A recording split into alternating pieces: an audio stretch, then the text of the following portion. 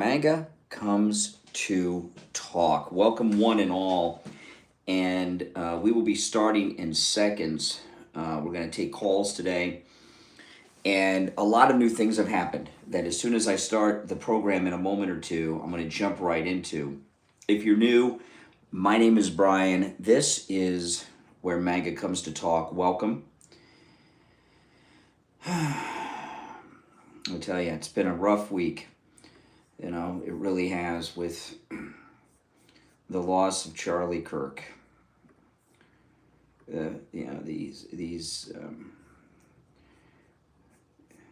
don't think the left, they still don't quite understand what's going on here with the reaction of the loss of Charlie Kirk. They still don't get it, and they never will, because they're hate mongers. The media, they're the left, right? So the left, they've created all the heroes and icons of the last 50 years. And you have Trump, you have Charlie Kirk, these two massive people, and they didn't create them. So they don't think they're relevant. Well, they're wrong.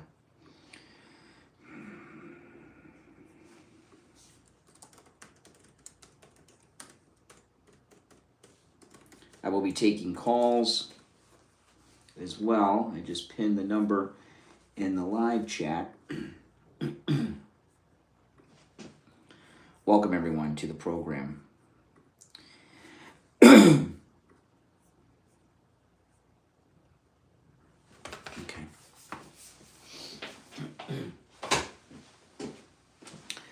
I'm going to start the other stream here in just a moment, and then we'll get the show started. Now, listen, you guys, you see the green behind you there. I'm starting my other stream up in just a moment. And the other stream, which is here on my channel, that's where you'll be able to see and hear all the videos that I play and everything, okay? That's where all that is.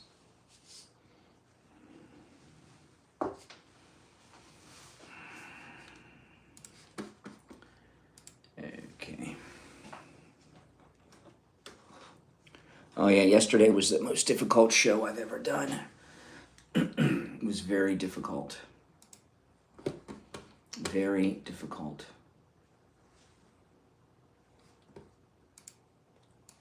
Okay.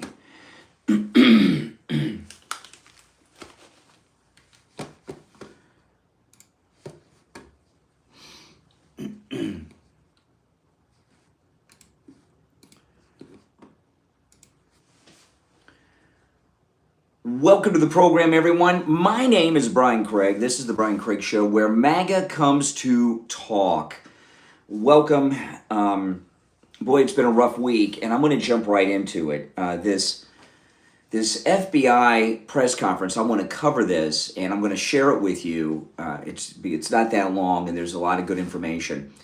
But I got to tell you, Kash Patel looked like he was the intern or the guy that just got hired like today, and it was his first day on the job.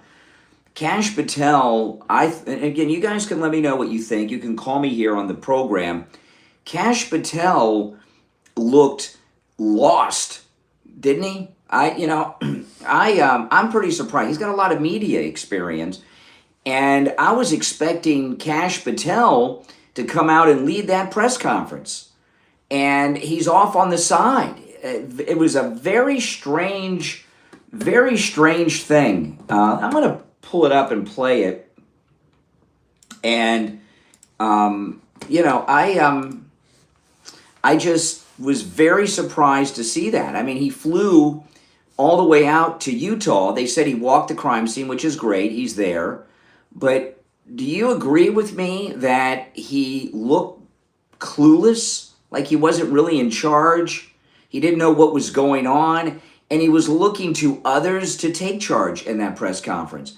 I have seen many a major news story with FBI directors and people of that level in big news events like this. And no matter who they are, good or bad, like Comey, right? in these press conferences, the director of the FBI is a big deal. They go out there and they take charge. I understand they have the governor there of Utah, but the director of the FBI is also there as to not only take the lead in the investigation for the by the federal government and the FBI, but to also be the representative of the President of the United States as well as the Attorney General. And he looked awful. It was an incredible disappointment. I want to say this about the manhunt before we get into all of this. Many years ago, here in South Florida, we had a manhunt like this. Similar, when Johnny Versace was assassinated. You know, Johnny Versace was killed by this lunatic, Andrew Cunanan, in South Beach, Miami Beach. And as he had breakfast and then he went to his mansion. And as he was walking up the steps of his mansion on the beach, Andrew Cunanan killed Johnny Versace. And there was a very big manhunt that went on for a couple of days. And they finally found him. He had broken into someone's houseboat or cabin cruiser. It's been a long time, so I don't remember all the details. And he was gone.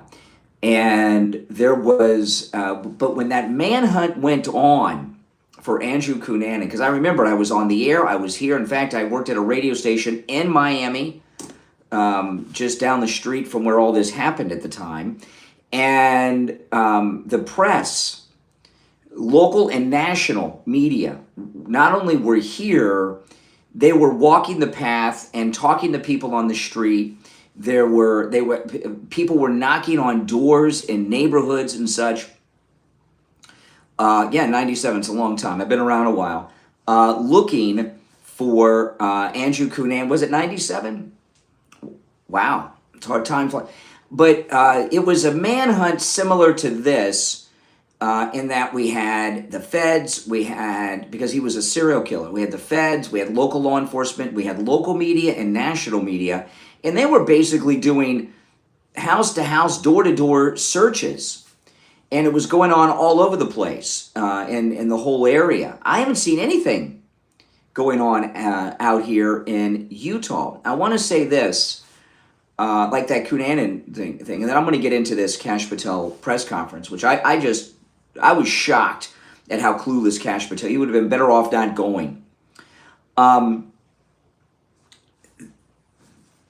The identity of the Charlie Kirk assassin has not been revealed yet. And I must say, I am in shock. I thought within an hour, 2 at the most, after those pictures spread because of the internet and social media, that they would have been identified within an hour, maybe 2, even less. I wouldn't have been surprised if they were ID'd within 15 minutes. And here we are, almost 24 hours later, and as of this moment, they haven't ID'd the suspect. What that means, I don't know, but I'll tell you this.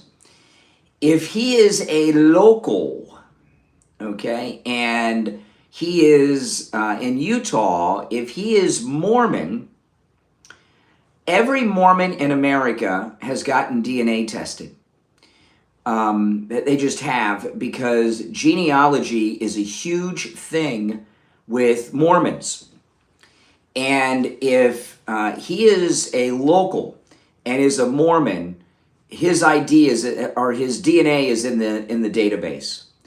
But I find it so strange that we don't have an ID on him yet, so long after the images were out there. So I don't know, what that means. Maybe it means everything. Maybe it means nothing. I know a lot of people say professional hit. There was a guy on Fox getting a lot of press that says, professionals wouldn't wear Converse. But it looks like he has a broken leg. He jumped off the roof, and we have that footage from someone's driveway in the neighborhood behind the school where he was limping. And when that video first was dropped by TMZ,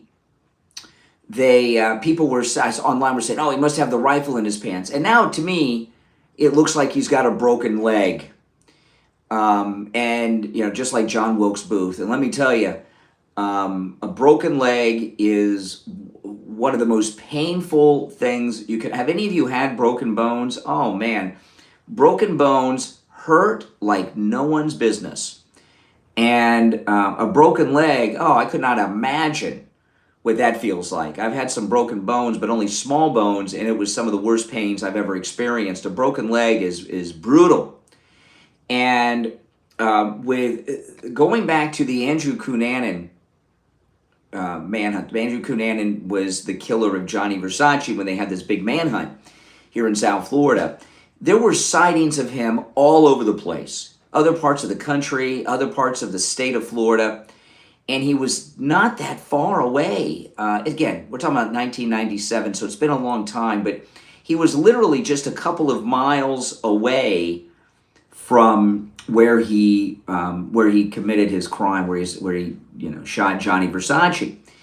And what happens a lot of times with these guys is they do put planning into the event, but not so much about their getaway. And if his leg is indeed broken, he's in a tremendous amount of pain and he's not mobile. And we don't know where he is or where he went, but it looked like it was his right leg to me, which if he were driving a vehicle, can you drive a car with a right leg that's broken like that? That would be very, I remember with the broken bones I've had, I've never broken a leg. I've broken smaller bones. The pain was bad, but the real pain came on later. And I am in shock that we're not getting a door-to-door search in that area. There should be a door-to-door search. And when I say that area, I'm talking about that neighborhood where those houses are and the surrounding area. With the injury that he has, which again, we don't know for sure, but does that not look like a broken leg to you? There's a good chance he's holed up in a house nearby or an apartment that he's maybe even broken into if he doesn't live there. I'll tell you another thing too. He seemed pretty familiar when he was walking down that street with his leg that looks broken. He didn't seem nervous, like he was at home, right? Did it seem, again, we're going to find out everything soon, but sprained ankle, broken leg, we don't know. But he's got an injury. He very well could be holed up somewhere very, very nearby. So I want to get into this press conference because I can't play this on the radio because it's so visual. I will talk about it, though, but I want to play it for you guys. If you're on hold, hang in there. And if you want to call in, the number to call in is toll-free. It's pinned in the chat, 888-465-2631. Now, that looks like a broken leg to me. I want to get, now, if you're just joining, welcome. My name's Brian. This is where MAGA comes to talk. Make sure you subscribe, guys, okay?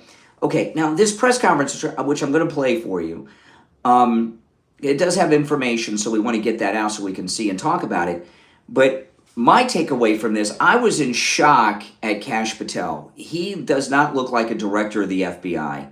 He does not look like he's in charge. He looks like a guy that got hired yesterday, and this is his first day on the job. He looks like the rookie. And quite frankly, he looks like an idiot to me. But let me play it. You decide. Here's the FBI press conference.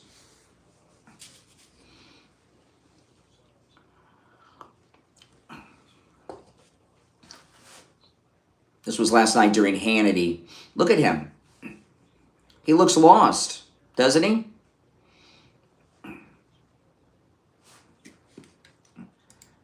Okay, let me go back. Okay. Hold on. Let me go back to when she does these introductions.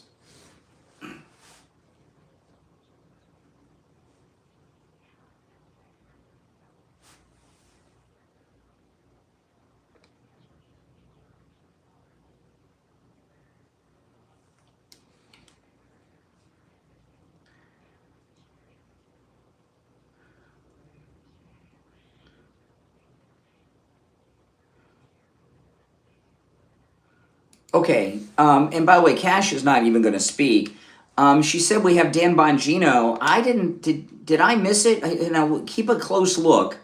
If you're watching on the live stream with the green behind me, if you jump over to my other stream here on YouTube, you can see the video and hear all the audio I play. Okay, if you're on the stream with the green behind me, you kind of got it. You can see and hear me. You'll be able to hear the callers. But if you want to see the video and hear the audio that I play, jump over to my other stream here on YouTube. She said Bongino's there. I did not see Bongino come in. Let's take a look and see if you guys see Dan Bongino. That's the governor.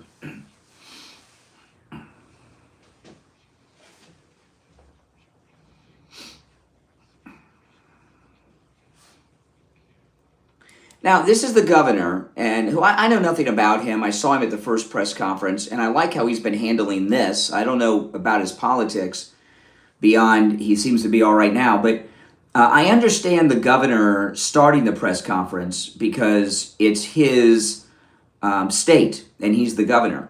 But Kash Patel's standing down here on the side looking like a scared kid on his first day of school. That's a problem to me.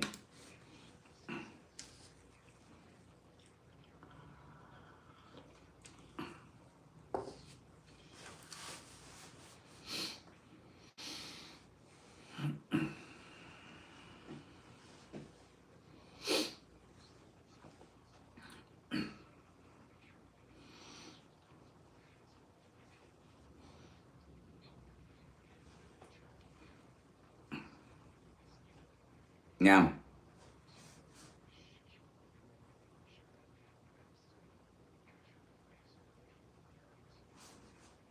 See, Kash isn't just hanging out. This guy's in charge.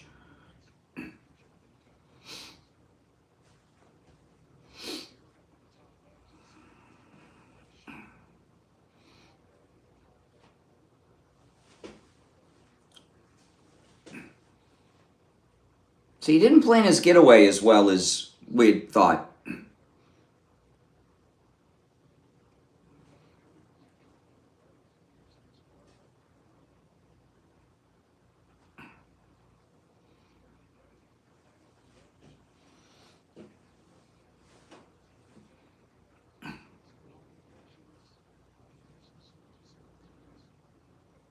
Boom.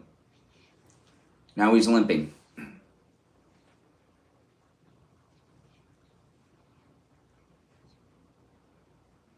And that's a long drop.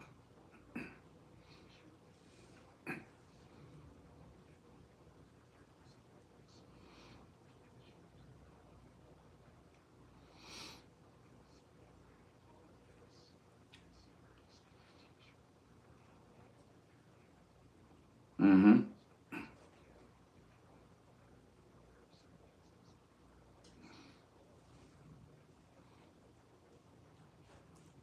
So he's limping right away. Immediate limp.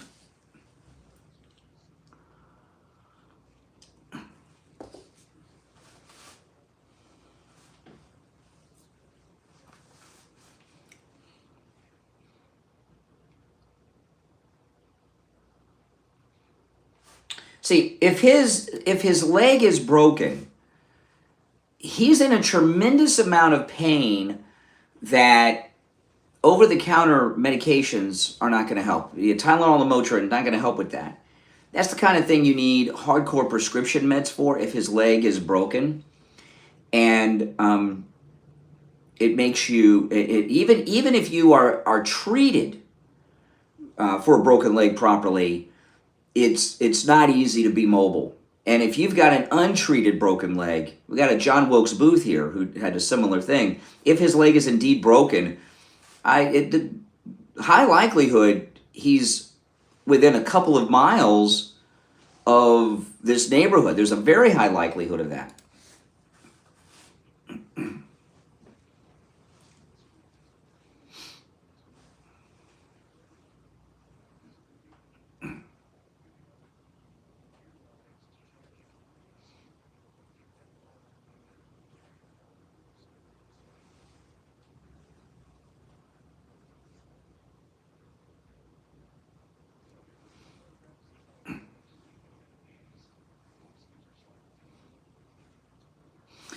Now, a lot of people that I'd never heard this before, but I've seen a lot of people commenting. Some of them are experts when they saw the photographs, and a couple things about the photographs. The hat and sunglasses interfere with facial recognition, but that's not. Everybody knows that. That's why when you go into the bank, if you've got sunglasses on with a ball cap, they'll have you take them off. Right? You ever have that happen?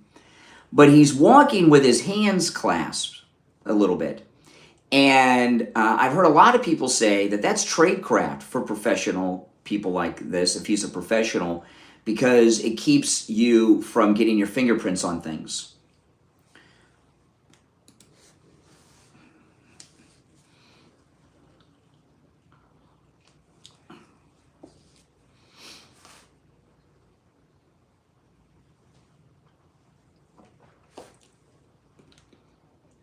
See, this is one of the things that is just, to me, bizarre. That here we are, almost a day later, since these photographs were released.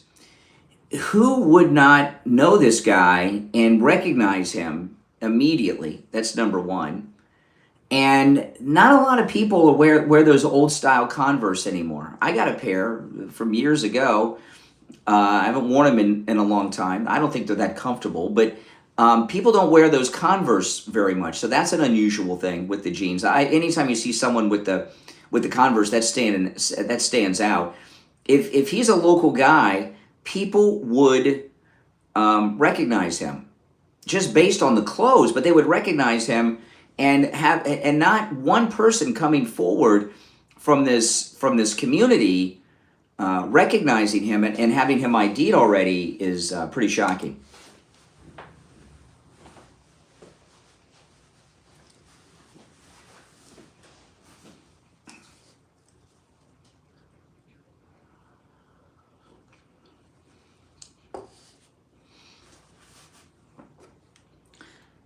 Okay, now right here, I mean, I noticed this. If you look at his belly button area of his shirt, yeah, those of you that are watching with the green behind me, if you jump over to my other stream on the channel, you get to see the video and hear all the audio and everything. If you have the green behind you, that's kind of more of a behind the scenes. You see and hear me, you'll hear the callers, but if you want to see the video and hear the audio, jump over to my other stream here on the channel and you'll get to see all of it. If you look here in this video, his belly button, there's something sticking out. That doesn't look like an Audi to me, an Audi belly button. Does it to you? I don't know. Does he have something under there? You see that? Or is that his belly button? Is that an Audi? But if you knew this person, just based on this image right here, you would immediately know who that was. All right, let's go back, play the rest.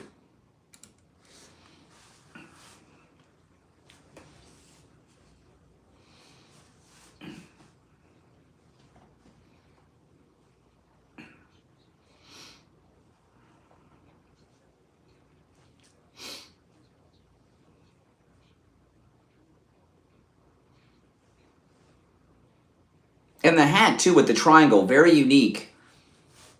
The shirt, too, all unique.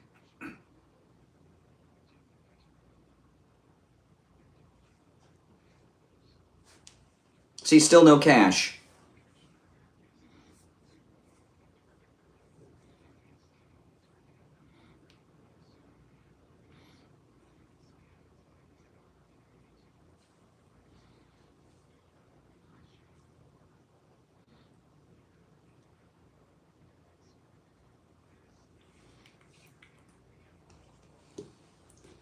See, why? So the governor's back. Now, I understand. It's his state. He's the governor to take the lead. And this investigator, he's the lead investigator, so walking us through. But shouldn't we be hearing from Kash Patel at this point, in your mind? Don't you find it weird? Am I being too hard on Kash? I mean, he seems out of it.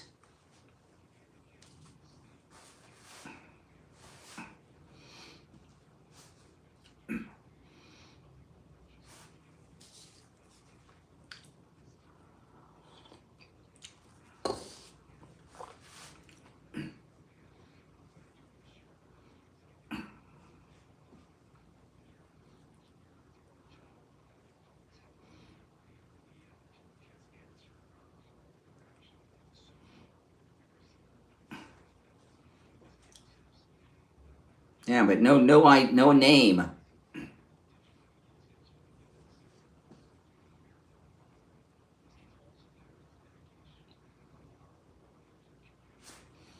Yeah, and that's another one. The they weren't far, the Boston bomber. Remember, they found the one guy in the boat and all that in someone's backyard. This guy could very well be in someone's shed, right? Or an RV. A lot of RVers out west in Utah. He could be in someone's RV. He could be in someone's shed. And I'm just a little surprised they're not doing a house by house in that area.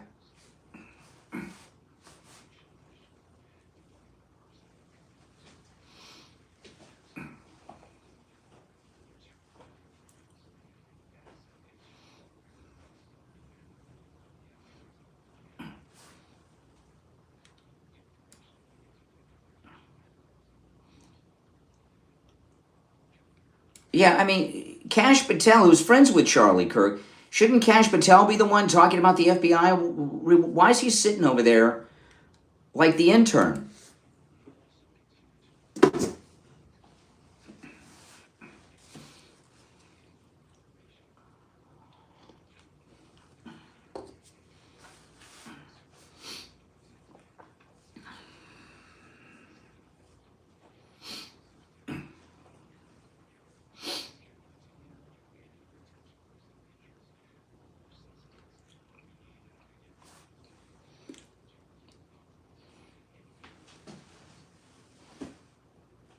See, this should all be Kash Patel stuff.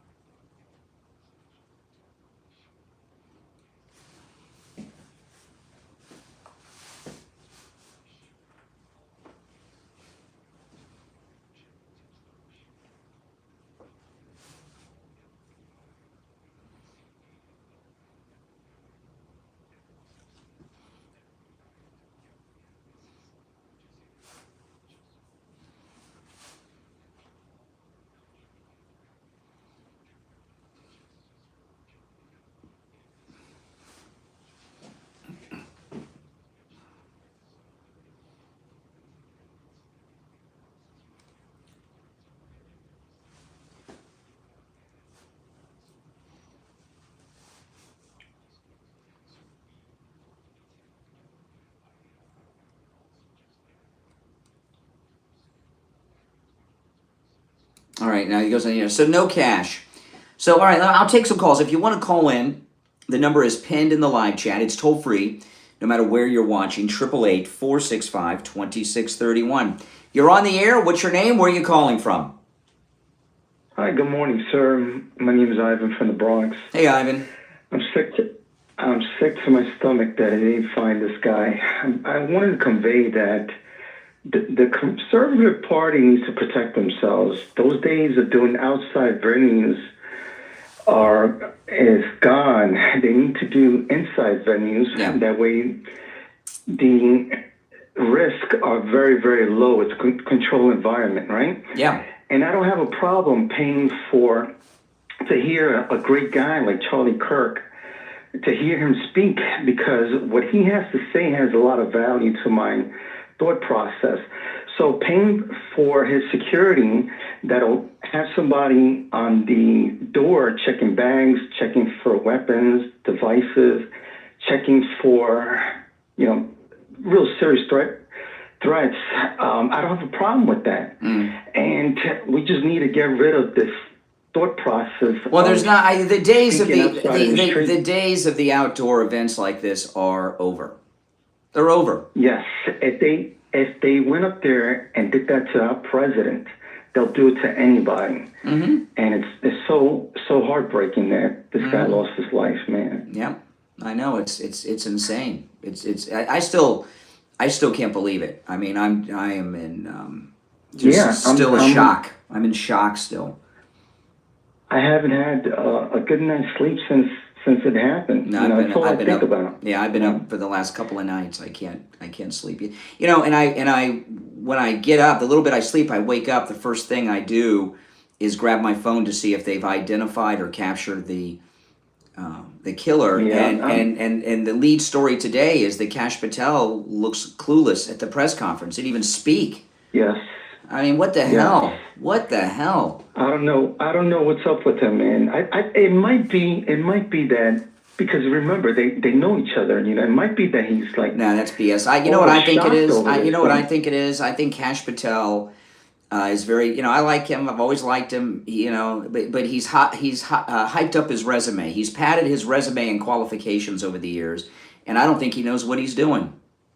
Same goes with Bongino. He did a very good job with With what? figuring out this collusion nonsense that the Democrats we're talking about, he's a great podcaster. He's great as a guest. But as FBI director, Kash Patel and Bongino should have been leading that press conference, not the locals. After the governor. Agree. Neither of them, they're posers. They're both posers, and that's proof. Hey, welcome to the program, and thanks for your call. Thank you. You have a great day. Be safe. You too. Yes, absolutely. And those of you that are new, my name is Brian. This is where MAGA comes to talk. You're on the air. What's your name? Where are you calling from? Hello? Yes. This is Adam from New York, Brian. Mm-hmm. What's on your mind? Yeah, I just want to give my condolences to the Kirk family. Hey, Brian, take a look at Charlie Kirk's last debate. I saw a video online last night, and there was an individual that looks like. Yeah, but I'm not going to get. I don't want anybody giving that person's name out until it's been confirmed. No one should be giving out names until law enforcement. Okay. Believe me, they're aware of what we're talking about and of what you're referencing, and if I'm sure they're after that person. I apologize. No, that's okay. But we can't be throwing out names because someone might look like someone. I know. I've seen the video. Right, I know. Okay, thank you. Thank you for what you do. Well, thank you. I appreciate it. Yeah. You have a good morning. You too. You too. Yeah. So we'll be here, all morning, taking your calls and covering all of this. We've seen Bongino and Kash Patel in action more than once, and this is just another example of really. I'm embarrassed for Kash Patel. Really, I mean, it's pretty aggravated too. You're on the air. What's your name? Where are you calling from? Hi, my name is Kevin from Santa Clarita, California. I just had a quick question I want to run by you. Yeah, one of my quick questions is, you see a lot of far left, far right, and, terrible things going on both sides and people accusing each other. What do you think needs to happen to better reunite the country? Kind of like to the World War II days, to reunite the. I don't know what you say things are going on both sides. I don't see that. I think it's one side left. We have Charlie Kirk was just assassinated. We have also here in Florida, the Trump attempted assassin from the golf course is on trial in Florida right now. They tried to assassinate President Trump in Butler, Pennsylvania.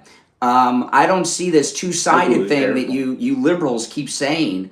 It's the left that are killing people. It's the left. Excuse me. I'm not done. I know. It's the left that are killing people. It's the left that are killing people. It's the left that are shooting people. It's the left that are doing the violence, not MAGA. Totally agreed, sir. All right. Okay. Well, good. Didn't sound like that in the beginning, did it? And the media that are throwing this thing out, it's disgusting what they're doing. Okay, it's disgusting because it is not a two-sided thing. What's going on with the left in this country is incredibly violent, and they are out of control. Now, if you'd like to support my channel, there's many ways to do that. Subscribing and liking the video and sharing on your socials is a great way. But another great way to support my channel is to go to mypillow.com and use my promo code Kane at checkout, Kane, for huge savings site-wide. You can use my promo code Kane, Kane, at checkout on all the specials at mypillow.com. And there's also an incredible free shipping offer going on. Right now, the Percale sheets are $90 off, just $29.98, any size, any color. The premium MyPillow, less than $25. Huge savings. They're usually $69.98. So it's a $45 discount. The MyPillow 6-piece towel sets are back in. They are $30 off, just $39.98 with my promo code Kane at checkout, Kane, at mypillow.com. And remember, the free shipping offer is in effect. So go to mypillow.com and load up. And every time you use my promo code Kane, you're supporting all of my content. And that's greatly appreciated. Do not let these people on the left and in the media try to convince you that this is a two-way street. It is a one-way street. Okay, they could, what they're doing in the media is right out of Goebbels' playbook. And if you don't know who Goebbels was, you're probably a Democrat. Repeat a lie often enough, and people will believe it. Yeah, well, that's not going to fly with me. I'm sorry. Hold on, let me put all these people on hold. If you want to call in, the number's pinned in the live chat. You're on the air. What's your name? Where are you calling from? My name is Eric, and I'm calling from North Carolina. All right, Eric. What's on your mind? I never seen your show before. Welcome. I just happened to scroll past, and I seen it. I don't know. I felt like I should call in. I just wanted to say that everyone should be praying for the Kirk family and for this nation and its divided nature. I pray that the Lord has mercy upon us and that He would take us out from under judgment, because I believe that the reason why we are the way we are now is that we've been given over, a la Romans 1. Well, listen, the nation's not divided. I know it seems that way.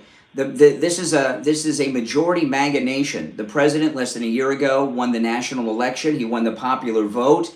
He won all of the swing states. The Democrat Party is fading away into non-existence, and they're doing outrageous things like killing children, praying in churches in Minneapolis, and assassinating civil rights leaders like Charlie Kirk. But the country's not divided. They're a small cell, the left. A small, violent cell.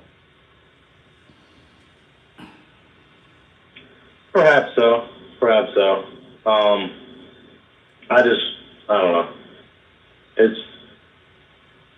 It's hard not to be a little bit shaken up. Of course, yeah. Losing a brother in Christ like that. I haven't slept in a couple of days now. I mean, it's awful. Hey, appreciate the call. Yeah, I know, it's very upsetting. I mean, I feel like my brother here was lost, don't you? Yeah.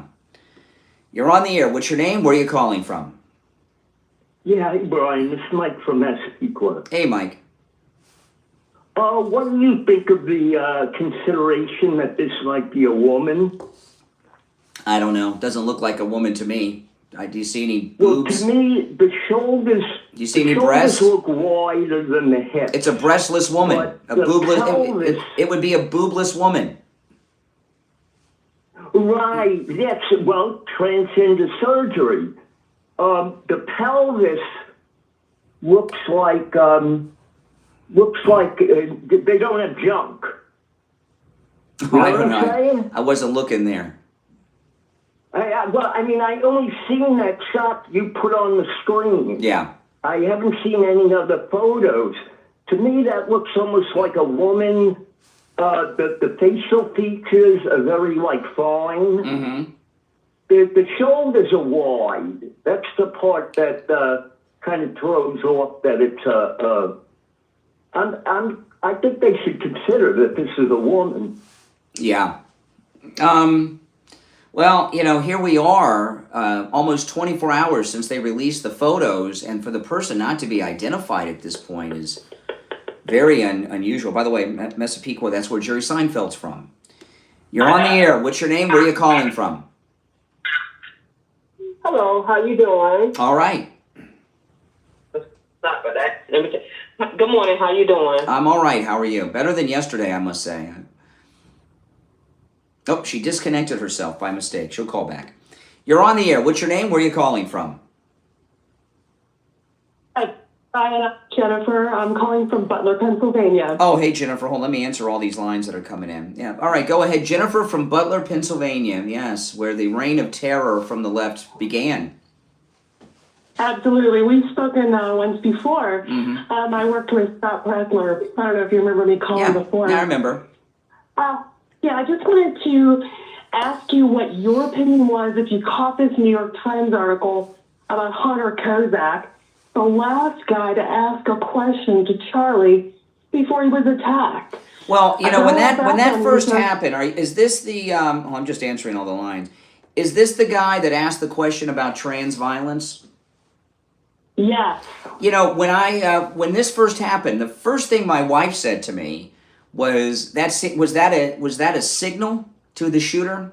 They need to investigate that guy. Yeah, I agree with that. Absolutely. Yeah. Yeah, I thought the very same thing when I saw that. I thought, this is a cue. This is a verbal cue from the audience for the shooter, maybe. Mm-hmm. What do you think? Yeah, I think it's highly likely. That was the first thought my wife had. And first thing she said when she saw the video. First thing.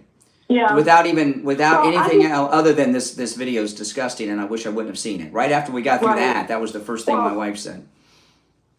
If you have time to read that New York Times article, it is unapologetically leftist. It's just disgusting if you take a time to look at it. Mm-hmm. The very last paragraph actually says that they're working hard at the New York Times to dispel any kind of rumors about shooters across America being transgender. I'm like, seriously? Oh, they're back on that again. They become the defenders of the trans people. Yeah. That means that the New York Times thinks that the shooter might be trans. We don't know yet. We really don't know yet. I know I'm not jumping to any conclusions on that kind of stuff until we know, because we don't know. But the New York Times is afraid they might be. Well, because of there's good reason to think that, because of the Steven Crowder broke that story that he had an ATF source that told him there was some transgender things etched on the gun or ammo or something, right? So there's good reason to believe that. Exactly. And if you look into Hunter Kozak, you can find out how he was a former member of the Church of Latter-day Saints and left, and then became a radical Black Lives Matter and LGBTQ activist. Mm-hmm.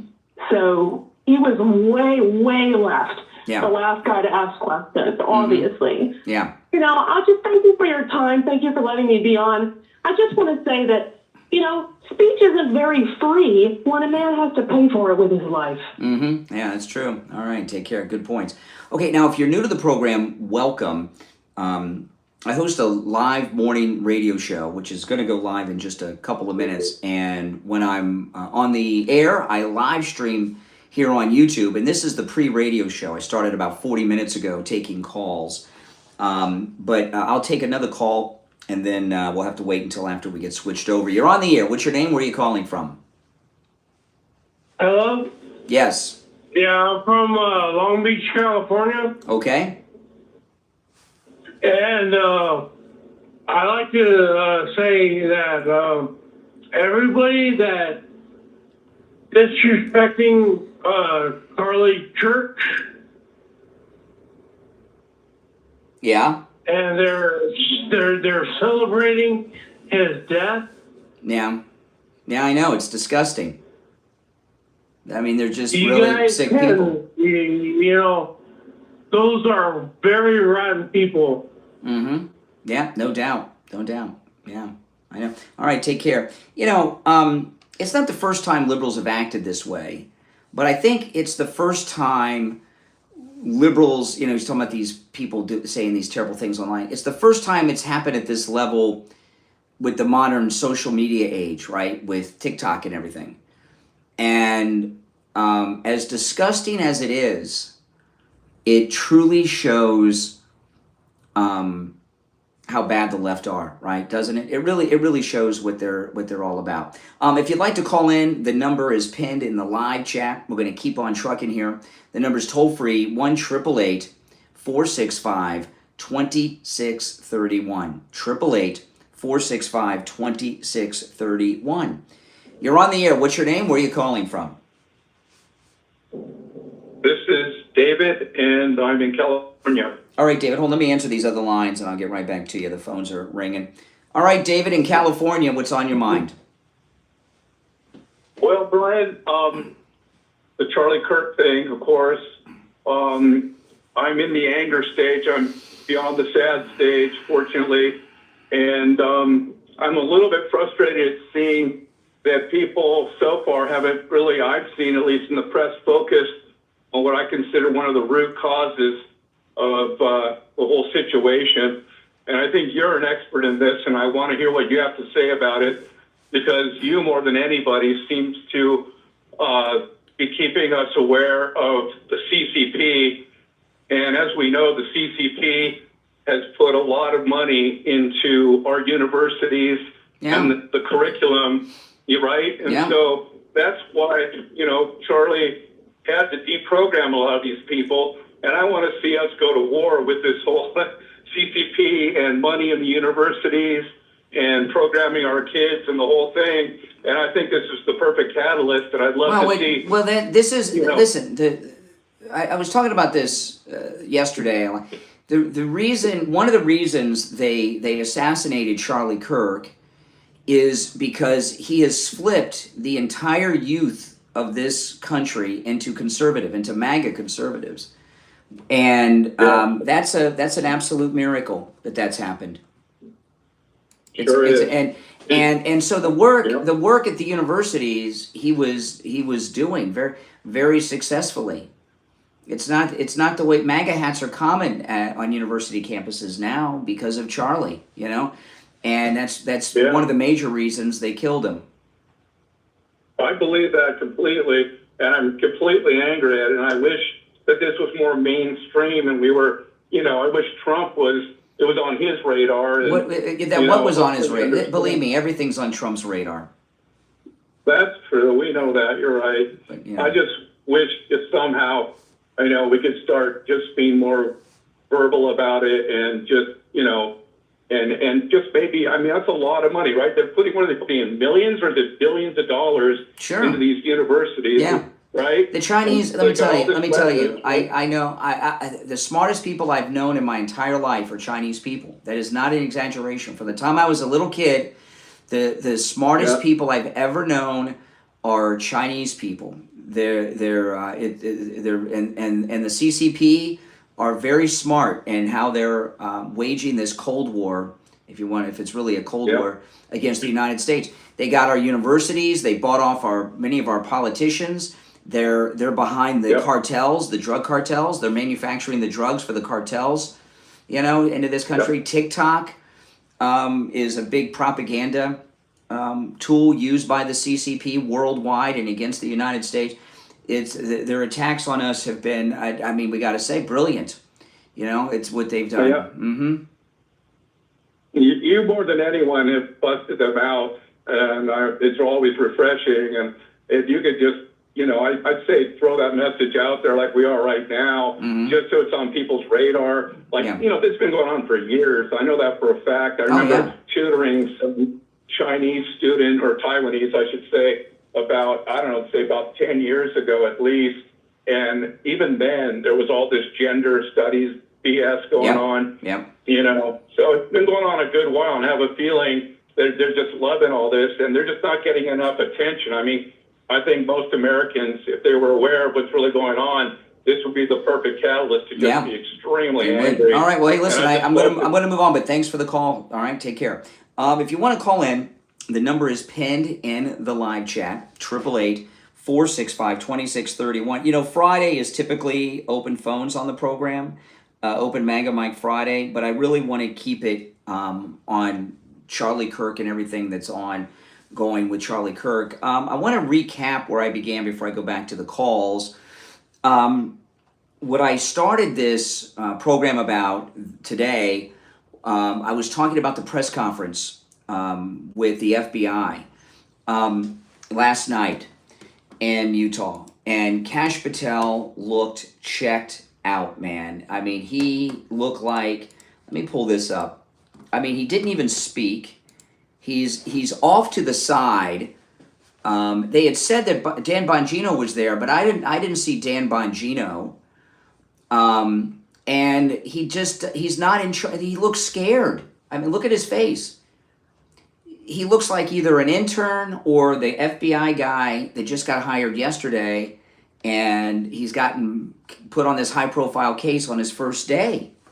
I mean, he didn't even speak at the press conference. I'd like to hear your thoughts on that. Look at him. He's looking around. He's nervous. Not taking charge. I've never seen an FBI director act like this at any press conference. Now, you know, the governor started the press conference. I get that. It's his state. But they bring up the state law enforcement head to go over the video, and Kash Patel did not even speak. What are your thoughts on that? I mean, we've been nothing but disappointed by him. Okay, and this was that was a sign of weakness. It really was. You're on the air. What's your name? Where are you calling from?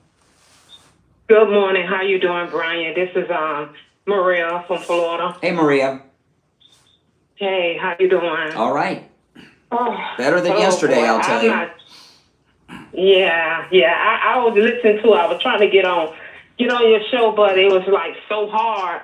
And I'm still dealing with it. I've been crying for 2 days, and I'm just lost for words to look and to see what's going on in this world. It's not even the world. It's just the liberals, and I'm gonna say it just like that. The Democrats. Mm-hmm. It's so divisive. It's so disgusting that you would take a good human being and destroy his life. Take him from us, and the voice that was a strong voice that was speaking the truth, trying to talk to the young people to get them to understand. Yeah. And you take his life away, and then you hear, I'm so disgusted. Yeah, I'm so disgusted. We all are. Yeah, I know. Well, because the liberals, they believe that words are weapons, and if you say things that they don't like, they think you should die. And we know this to be a fact because so many of them are on TikTok celebrating this horrific assassination. Yeah, it's disgusting. I'm tired of it. I cried for 2 days, and it hurts me to see the mother, the widow, the wife, and the 2 children to suffer, the family to suffer this way. That's a horrible crime. And you just assassinate him in front of the whole entire world. Like, it's so unreal, and it hurts me to my heart. It's not just because he's Charlie Kirk. He's a man of God. He's a man that speaks the truth, tells the truth, whether you like it or not. And you take his life away just because you feel some type of way. I'm just lost for words. For the last couple of days, I have not even been able to turn away from anything to just think about if that could have been my family, that could have been my husband. You understand me? It's so hard to sit here and look at these people all across the world and look at the news and say, hey, it was the right thing to do. No, it's not. Yeah. It's not right. No, you're right. I just pray. Well, you know what? Charlie Kirk is a member of our family, the MAGA family. That's why all of us are taking, the connection we have. And I've seen a lot of young people saying that he is the man of their generation, the leader of their generation. And Charlie Kirk, taken very young before he even really started his career in so many ways, he is to this country and to his generation, and even the generation after his, the younger, he is to them what President Kennedy was to that generation. He's like the modern day JFK people, And I, yesterday was a hard. I was breaking down yesterday. I've never broken down like that for someone that I was not related to when they passed. Now I did cry when President Trump was shot, but he got right back up. Right. He got right back up. Fight. Yeah. So we knew he was okay, right? Yeah. You know. Yeah. So yeah. there was but this is I'm definitely in one of the stages of grief, and me too. Yeah. Me too, because I honestly, I went on my Facebook page and I tweeted and I put a message out there. You think this is funny? You think this is cool? You think this is what we want? Yeah. You took out a good, decent man, all because you didn't like what he stand for. You know, basically, you target enough. You target enough to meddle people. For what? Yeah. For what? Yeah. All right. I had enough. Well, I hear you. All right. If you're on hold, hang in there. If you want to call in, please do. The number is toll free. It's pinned in the live chat, 888-465-2631. Now, again, you know, Fridays is usually, we call it Open Mega Mic Friday. It's open phones. But today I want to keep it to Charlie Kirk, guys, okay? And I want to tell you this. If you are 65 years of age or older and a Medicare recipient, open enrollment's around the corner, or if you're turning 65 soon, call Chapter. The number for Chapter is in the description of the video. They joined us a couple of months ago, and they're a great company. They cover the entire United States, so no matter where you are in the United States, Chapter can help you with your Medicare. When you call this number, you're going to get a live agent right there on the phone, and in just a few minutes, they will answer all of your Medicare questions. The average Chapter client saves over $1,100 a year on their Medicare. And you know, millions of seniors aren't even getting the full Medicare benefits. So give them a call. It costs you nothing. It is always free. There are no catches or gimmicks. And they cover all 50 states. So no matter where you are in the United States, call Chapter. The number is on the screen there. It's also in the description of the video. 805-754-3033. 805-754-3033. That's 805-754-3033. You're on the air. What's your name? Where are you calling from? Hey, nice to meet you. I'm Braden. I'm from PA. All right. I was calling. I really wanted to hear your opinion on. There's been a thing circulating recently about someone by the name of Sky. No, we're not giving out the names. Okay, I don't want anybody to give out the names until they're identified by the media as and the law enforcement as official people. Okay, I know what you're talking about. I'm not going to mention that name on the program. That's not right until they are named. All right. You're on the air. What's your name? Where are you calling from? Hi there, Mr. Craig. This is Dakota, and I'm from Middle Georgia. All right. What's up? Dakota in Georgia. Okay. Yeah. I know a lot of people are going through some really rough times. You know, it's very clear and obvious. We're all going through it. But I just wanted to kind of give a few words of encouragement, if you don't mind. Okay. All right, so Charlie Kirk, what I've been thinking about him the past few days is, in my mind, he's coming off as the MLK of our time, and there's multiple comparisons I can get into him, but the thing is that he had this huge following of people who, you know, some people, you know, they were just there just for the smiles and the support, but after all of this, I personally don't feel like they're just going to just sit by anymore. They're going to vote now.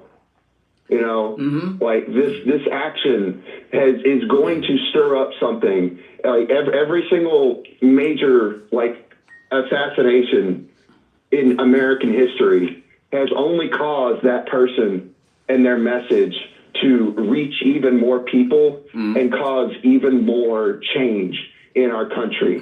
And so I just want to go ahead and, you know, it's incredibly unfortunate what happened. And also everyone who watched this guy, who followed this guy, has spread his message, has learned to better themselves and want to do better for the country. And I feel like they're actually going to do that now. Yeah, I've seen a lot of people, Democrats online, who have said they've finally woken up. They're going to be re-registering as Republicans and voting Republican in the future. They shot Trump in Butler. They try to do it again at the golf course, and now this. And you can see the left are basically domestic terrorists at this point, right? I wouldn't say all of them, but there's with a lot of the videos of people celebrating it, there's a lot of people certainly noticing that, hey, I don't want to be on this side of history. Yeah. The people who are maniacally cackling about someone's death just because they had a different opinion. Yeah, that's true. All right, thanks for your call. If you're on hold, hang in there. The number is pinned in the live chat if you'd like to call in, 888-465-2631. My name is Brian Craig, and of course I'm here every day. And this is where MAGA comes to talk. Make sure that you subscribe if you're new.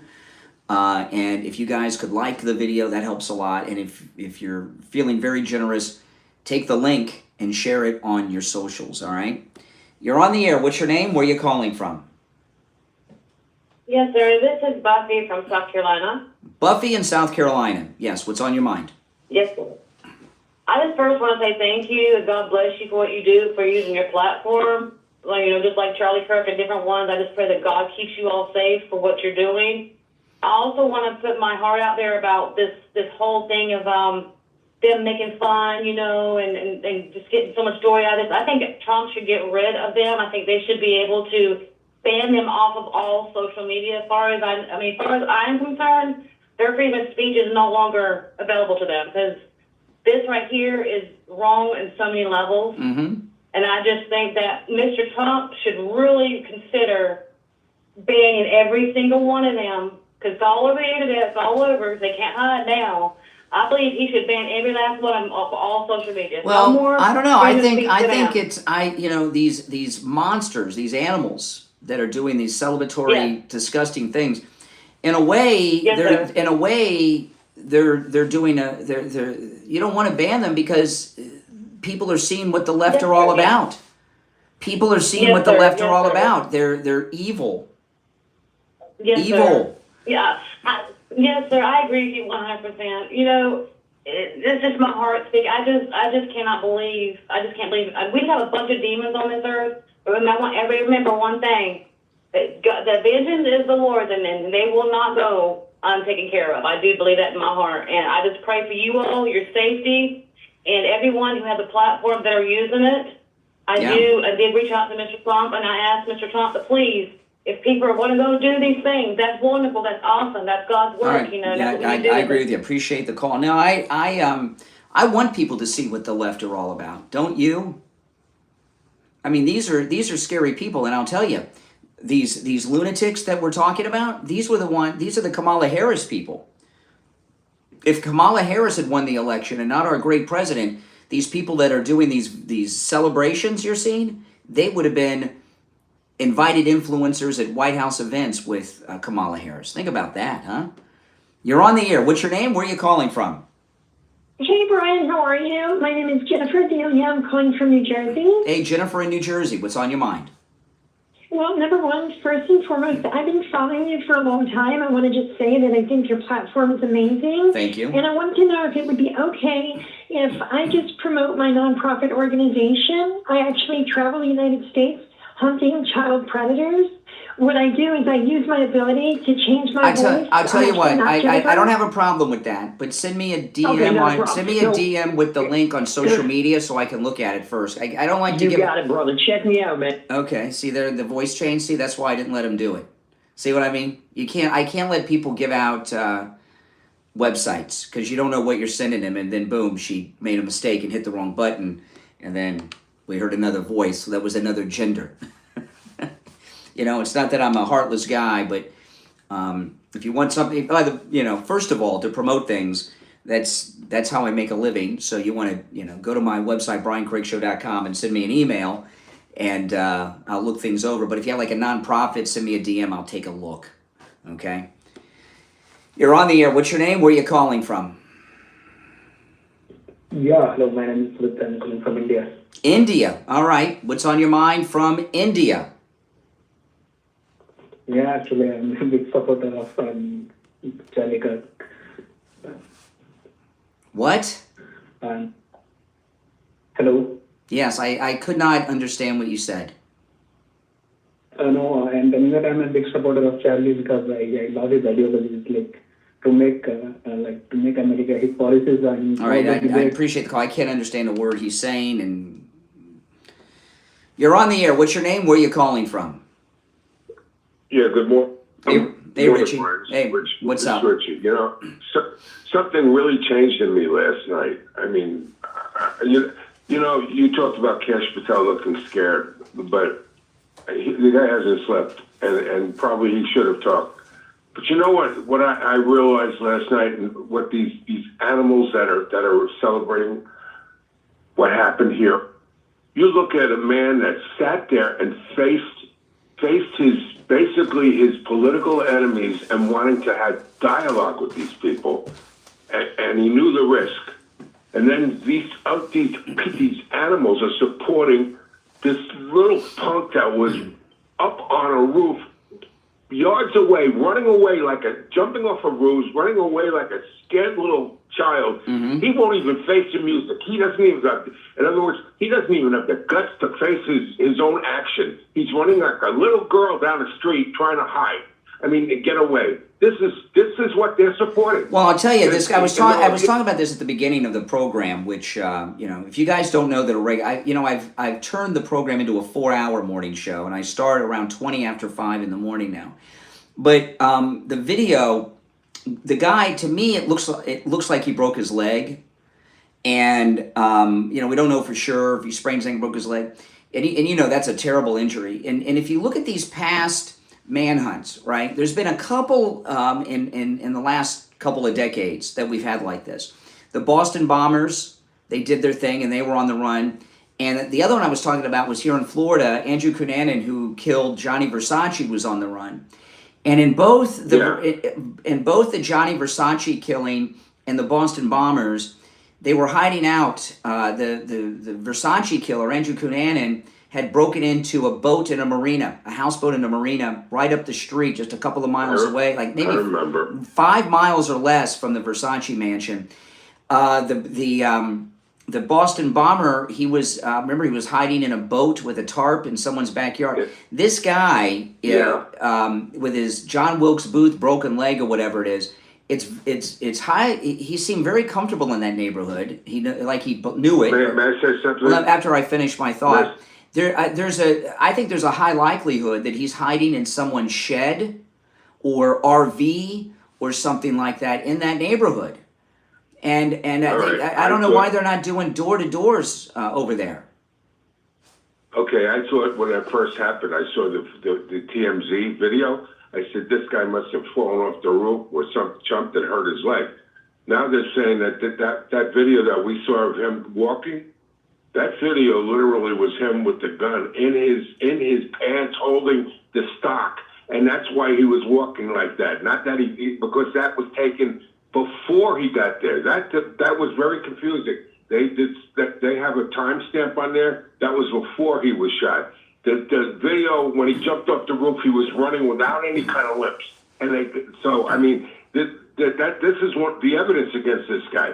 He was running with no problem. He was limping there, not limping off. Well, when you break I've never broken a leg, but I've broken bones before, and it's been a long time. But my recollection is that it took a little bit of time before the pain from the injury set in. Especially got a lot of adrenaline going with what he was doing. Adrenaline, yeah. So when he was limping down the street, it could have been setting in at that point.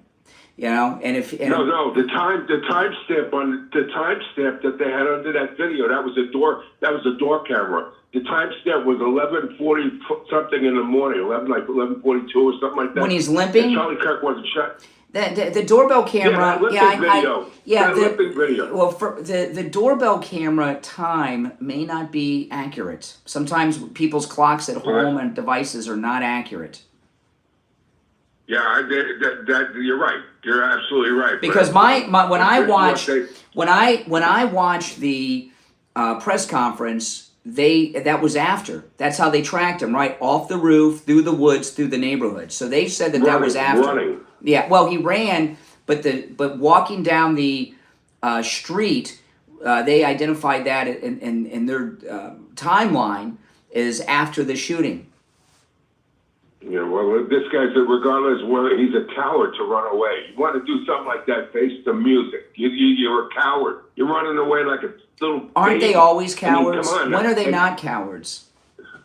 Yeah, but this is who these people are supporting. They don't like what somebody says, and then they go and take his lives. You don't even have the guts to stand up for what you believe in. If you think Charlie Kirk was such a devil, for God's sake, you should be. In other words, you should stand up for yourself and say, "Yeah, I did it." But you run away like a little girl because you're afraid. I mean, this is really, to me, this is the most gross thing. Watching this guy run away, I said to myself, "Look at this," and they're backing this guy. I mean, there's two sides to this. There's good and evil, and this guy is definitely. And I don't buy your thing that Cash is tired. Give me a freaking break. First of all, he should have said something. You know, you and I have seen many an FBI director or similar person. You don't think the governor, the lead investigator from Utah, he's been living this. You think he slept? Now, come on. No, when has Cash not been a disappointment since he took this job?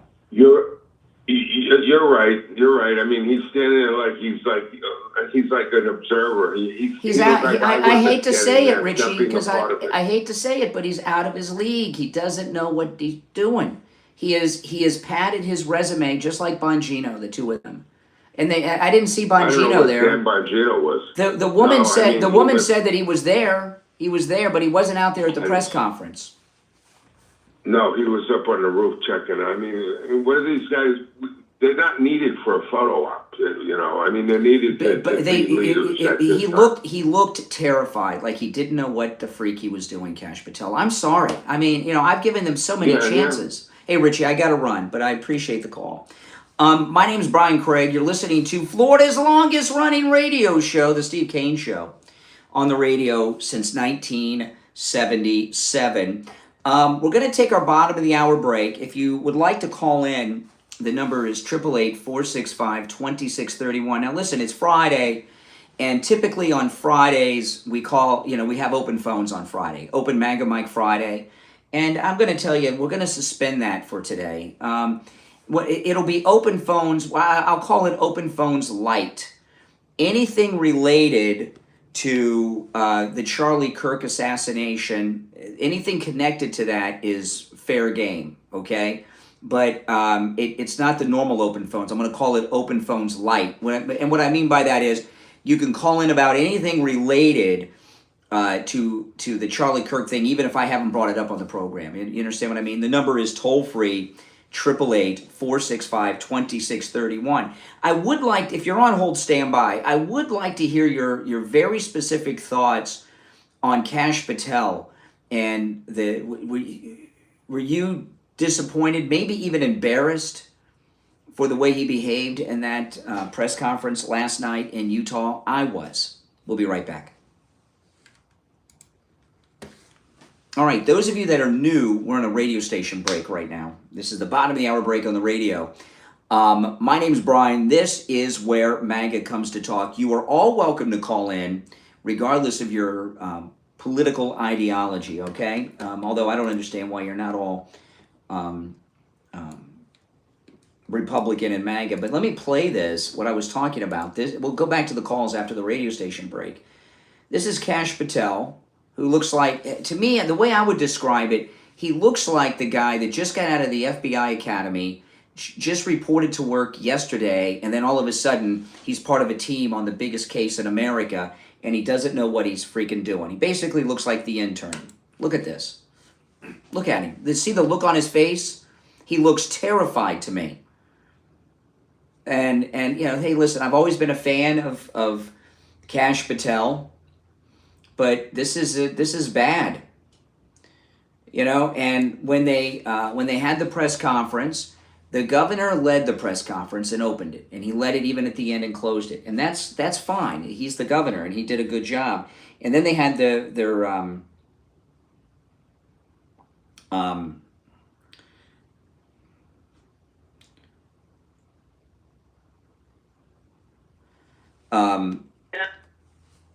they had the chief law enforcement officer of Utah did the entire press conference. Cash should have at least come up and talked about what the FBI's doing on the scene. He's walked the scene. Bongino's been on the roof. Whatever it is, not this. And I'll tell you, there's no way that the president's not plenty ticked off. Now, there's another thing too. Was it Nancy Mace has introduced a resolution for Charlie Kirk to lie in state? What are your thoughts on that? All right, I'll take a call here during the break. You're on the air. What's your name? Where are you calling from? You're on the air. What's your name? Where are you calling from? Once, twice. Hello, yes, I'm sorry. This is Naja calling from Denver, Colorado. All right, Denver, Colorado. For you, Yeah, Brian. go ahead. All right, well, first I want to say I'm a 41-year-old woman. Trump was the first time I've ever voted in my life. And my two questions for you are, the first one is, how are we supposed to have a civil discourse with the left after they incited violence and obviously... Well, because that's what... Excuse me, I want to answer that. Because that's what Charlie Kirk was doing. If you notice, at all of these college events that Charlie Kirk has done for I don't know how many years, right? You notice he's always sitting down. He's never standing. That's true. You know, and I've told you guys, I don't think that's by accident. I've told you guys that Charlie Kirk is a civil rights leader who modeled his activism on Martin Luther King, who modeled his on Gandhi. And Gandhi and Martin Luther King were both assassinated, by the way, too. And I think he sat down to have a more peaceful dialogue, like the old sit-ins of the 1960s. Mm-hmm. And so you say, how can we have civil dialogue? It's because that's what Charlie Kirk did, and that's what I think you can safely say Charlie would have wanted. Because even after the president was shot by these never-Trumpers, he continued to do his peaceful events at the colleges. So no, that's the answer to that. What's the next? The next question is, as far as the narrative that they're spinning right now, as far as who the shooter is, how can we ever trust anything they say? I think about 9/11. I think about RFK. I think of JFK. Well, we're going to get if we get the ID, it's going to be the ID. We may never know. You know, I believe, as I said yesterday, every nonstop, the same people that killed President Kennedy killed Charlie Kirk. Okay, same people. So we may not get that. We're not going to get that whole story. We never do. That's true. So just be prepared for that. Thank you. All right, take care. Take care. If you're on hold, stand by. There is one opening on the board, and let's see. Let me look at the time here. Hold on. Okay, we'll be back in about a minute. I'll wait to take calls until we're in a radio station break. Even when I took that call, so I'm going to wait for us to come back on the radio, and then I'll take the call. So if you're new, I host a morning radio show and morning drive that's on a whole bunch of FM radio stations, and I live stream on YouTube while I'm on the air. Right now, we're in a radio station break. The number is toll free, no matter where you are watching, and it is pinned in the live chat. 888-465-2631. 888-465-2631. It's a toll-free call no matter where you're listening. And all viewpoints are welcome, okay? If you're liberal, you are more than welcome to call, all right? And of course, if you're conservative, you're MAGA like me, you're also welcome to call. But we take all the calls screenless and unvetted. When you call in, I just put you on hold. And when I say, what's your name? Where are you calling from? You're on the air. That's the first time anyone speaks to you. We do not use a call screener, all right? 888-465-2631. It's toll-free from anywhere. All right, stand by.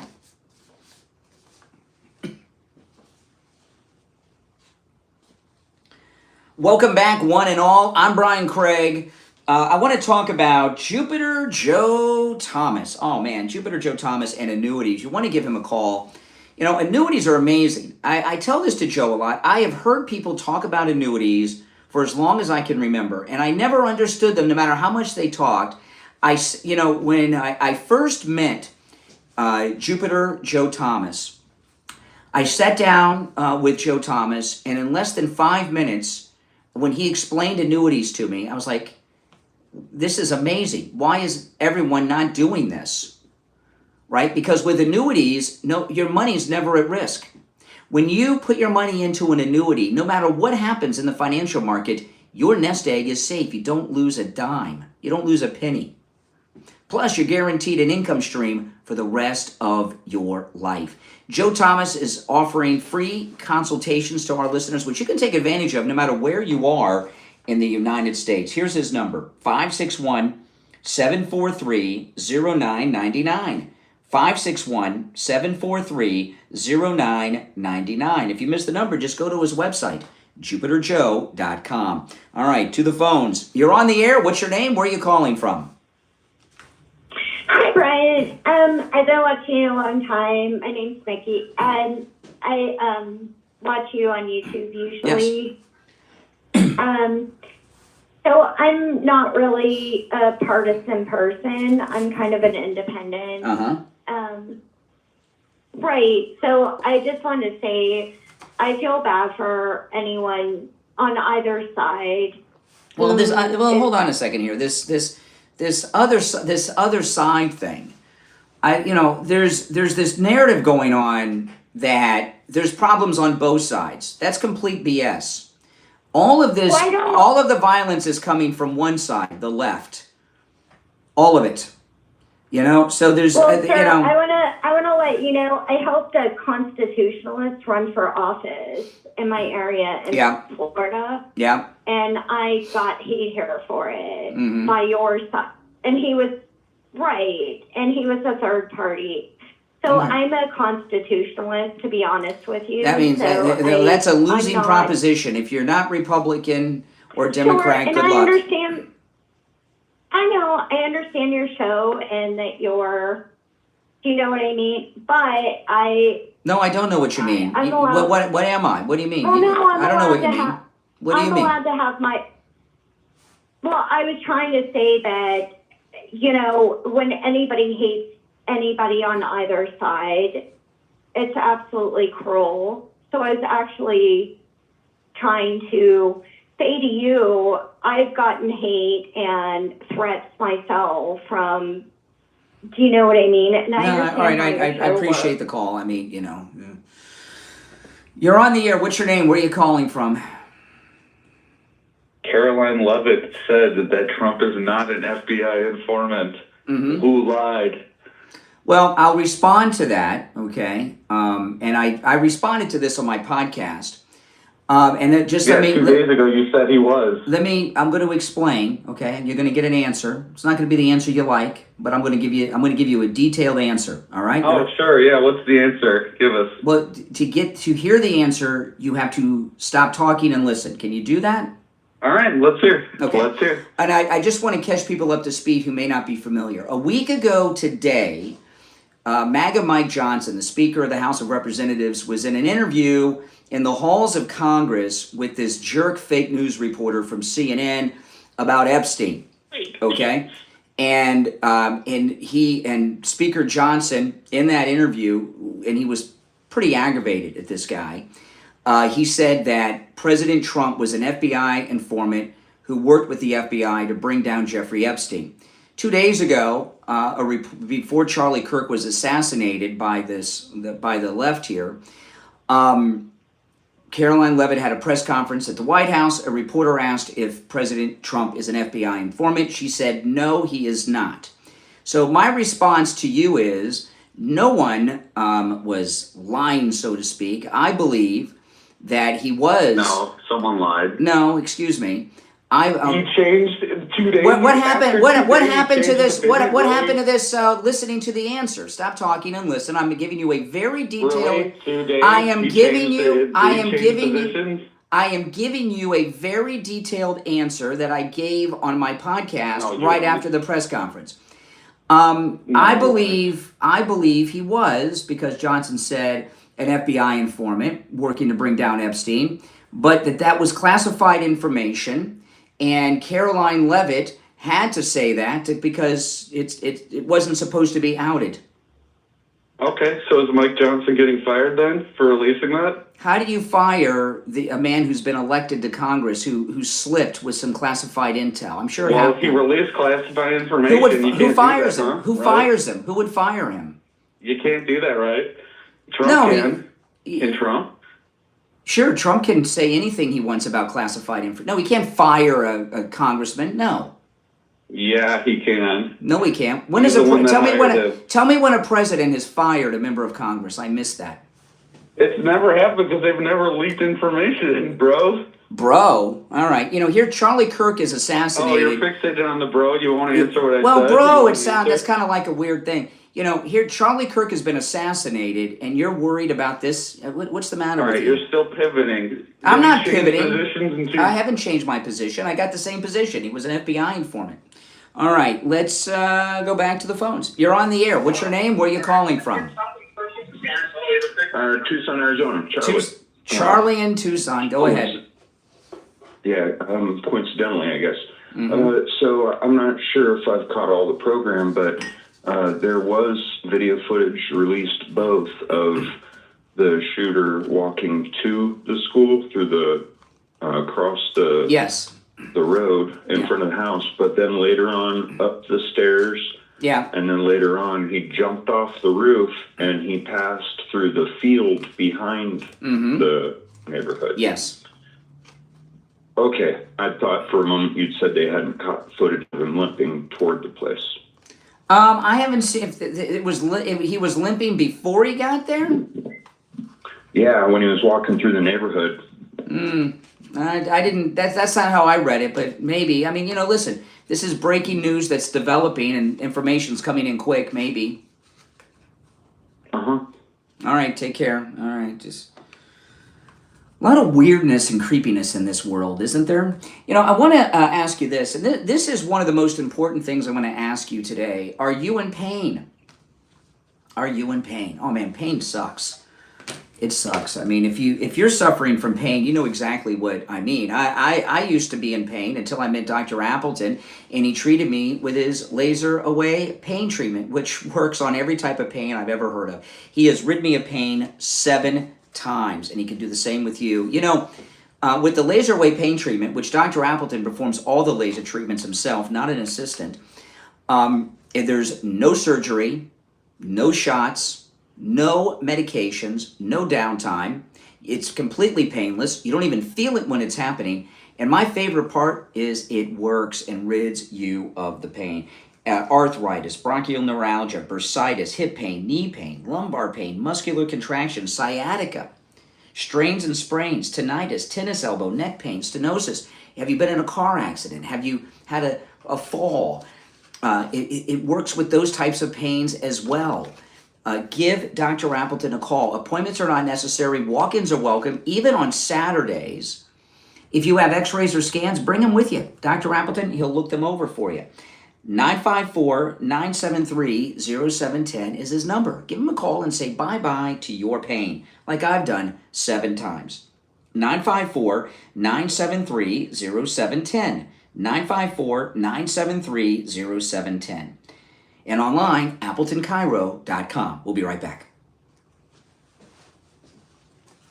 All right, we are not back yet. This is a radio station break, but I'll take a call during the break. You're on the air. What's your name? Where are you calling from?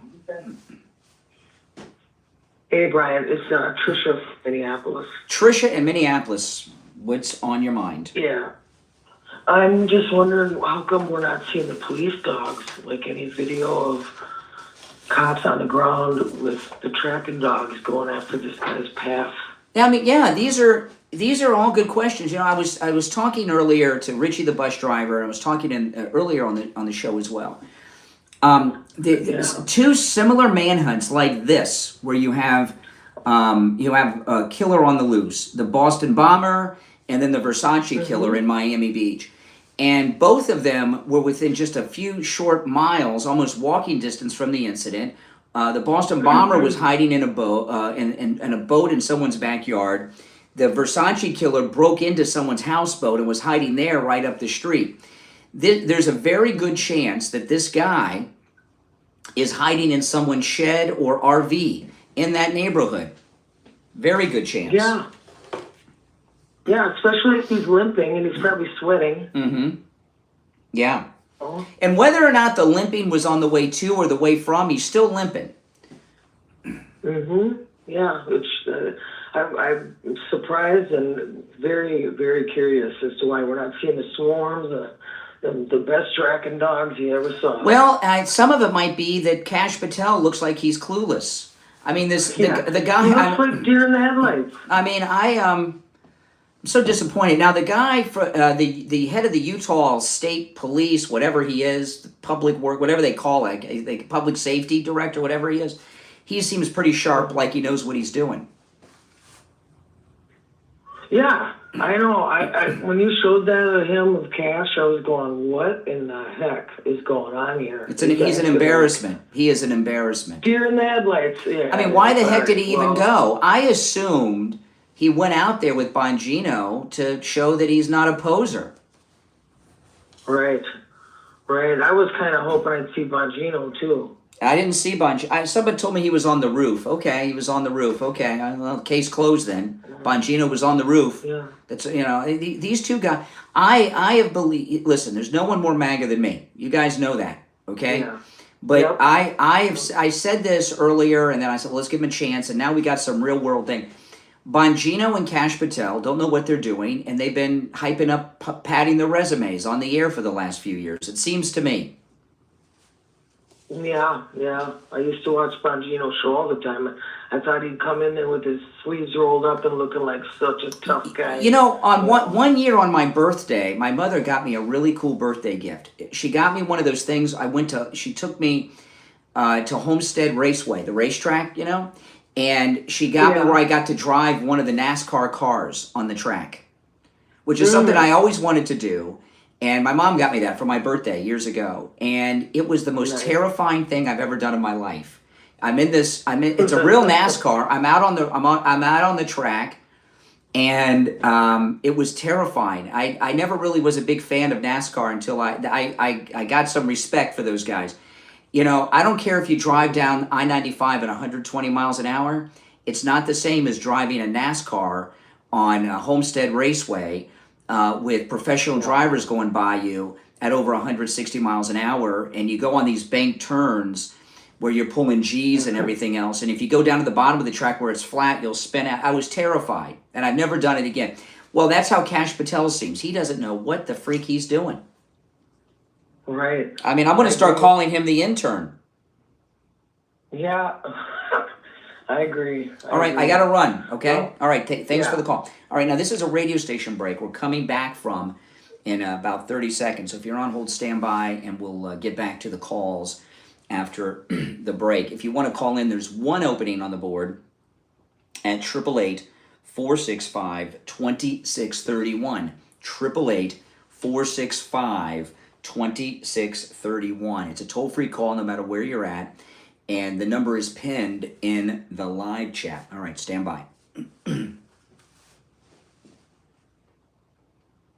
Welcome back, everyone. You're listening to Florida's longest running radio show, The Steve Kane Show, on the radio since 1977, celebrating 49 years on the radio. My name is Brian Craig, and while Friday is normally open phones on Friday, we call it Open MAGA Mike Friday, we're suspending that today. I'm calling it Open Phones Light, Open MAGA Mike Light Friday today. You can call in about any and everything related to the Charlie Kirk assassination. It doesn't have to be an aspect that I brought up. But I'm talking a little bit today about this FBI press conference last night. Kash Patel looked terrified. He didn't speak. And, I mean, the way I describe him, he looks like an intern to me. It's very bizarre and very disappointing. And I was excited that when I heard that he had flown out there with Bongino, I'm like, okay, we're going to see them front and center. He didn't speak, and he looked scared. And I did not even see Bongino at the press conference. You're on the air. What's your name? Where are you calling from? Yeah, it's Renee from Harlem. Hey, Renee. I just wanted to call your White Power Hour and let the people know that your favorite victim here, Charlie Kirk, he was trying to start a race war, and he got captured by another white man. Isn't that sad? That must break your heart. Unbelievable. Yeah, it is, isn't it? What kind of person are you? What kind of person are you? You're a racist, and you're trying to start a race war. Wow. How do you inject, Wow. if it's two white guys, how do you inject race in it? Well, Charlie Kirk was the guy that really didn't want to have any black pilots flying a plane. That's not because true. He wants to start a race That's war. not true. You're so dishonest with yourself. What happened was listen. Even though what is coming out of your mouth is complete filth, I've kept you on the air. All right. So show me a little respect. Show me a little respect. Okay. There was a big story that came out in the news that one of the big airlines was bragging about the DEI hires they have flying their planes. Yeah. And what Charlie Kirk was talking about is what everyone was talking about. He would not excuse. Oh yeah, we know everybody was talking about it. It was the talk of the nation. No, just him. Him and other racists like you. Renee, let me get my thought out. All right, or I'll just end the call and do this without you. All right, I got a full board of calls, and and you're annoying. Okay. And there was a discussion going on that Charlie Kirk was talking about that he wouldn't want to fly on a plane that was being flown by a DEI pilot who didn't earn it. And because of their bragging about the DEI hires, everyone's going to assume that black pilots and female pilots are DEI hires. And would you get on a plane that had painted on it, "This plane flown by a DEI pilot"? Would you do that? You know, the DEI is basically the Trump administration. You know that, right? I didn't ask you that. So you wouldn't either. So you agree with Charlie Kirk. Thank you very much. He would not get on. See, notice that? He didn't answer. He couldn't even get himself to lie. You're on the air. What's your name? Where are you calling from? Morning, Brian. How you doing? My name's Nathan. I'm a truck driver from Kentucky. All right. I'm actually out on the road right now listening to you. Hey, Nathan. I was going to talk to you a little bit about the shooter as he walked in. We saw him with a limp coming in, correct? It looks to be that way. I'm a little unsure about that. Maybe. Now, I've have you looked at the geolocation? If you looked at it from the above, like Google Maps, if you look at the house that actually saw him walking in, he's walking in with the limp. The reason I believe he's walking in with the limp is because he's got that rifle tucked up under his shirt. Yes. And down Yeah, a lot of people think backpack. that. Yes. I think he had it strapped to him. That's one of the theories. That's one of the theories. Correct. That that he had the rifle strapped to his leg. That is one of the theories. Yes. Well, he's got a little bit of a bend, so I think it was actually the bulge of it was covered by his backpack. But the only thing I'm confused about is whenever you see him, the newest footage that they showed him jumping off of the roof, I don't actually see the rifle. And No. He dropped the rifle in the woods, so he came off the roof with that rifle. The only thing I don't understand is I did not see the rifle as he's jumping off of the roof. Yeah, and I his mean, and his had legs are backpack bent, in and his his hand. and his legs are bent. Right. You're right. Right, Because and he had to. he He had bent a full down. run then. He had to bend down to jump off the ledge. Yes. Right, he had to bend down, and he had a lot more mobility than when he was limping in, because whenever he's coming back out, you see him in that field on the backside of those houses off the same camera. You see him run across the back of that field. Yes. So where's the rifle? How did he get off the roof with the rifle? Is the question. These are Right, because the rifle was found in the woods. Yes. Him jumping off that roof, I don't see that rifle as him jumping. I mean, it's a far off shot, so it might be hard to see. absolutely. But I just didn't see the rifle as. No, I didn't either. These are all very good questions. It'd be nice if Kash Patel would speak. Yeah, we need there's got to be more footage because there's cameras all over there's got to be cameras all over that entire building, like all the buildings around there. There's got to be more cameras. Oh, yeah. They just haven't got them out to us yet. Absolutely. I just don't think that we've got all the points of view yet. Mm-hmm. Absolutely. And the passing cameras. Mm-hmm. Yeah. But the problem is it's been over 24 hours. We're now going on close to 36 hours. We're like at 36 hours after the shooting. And almost 24 since the image was released, and he hasn't been identified yet. Right. And the biggest problem is he hasn't been identified yet.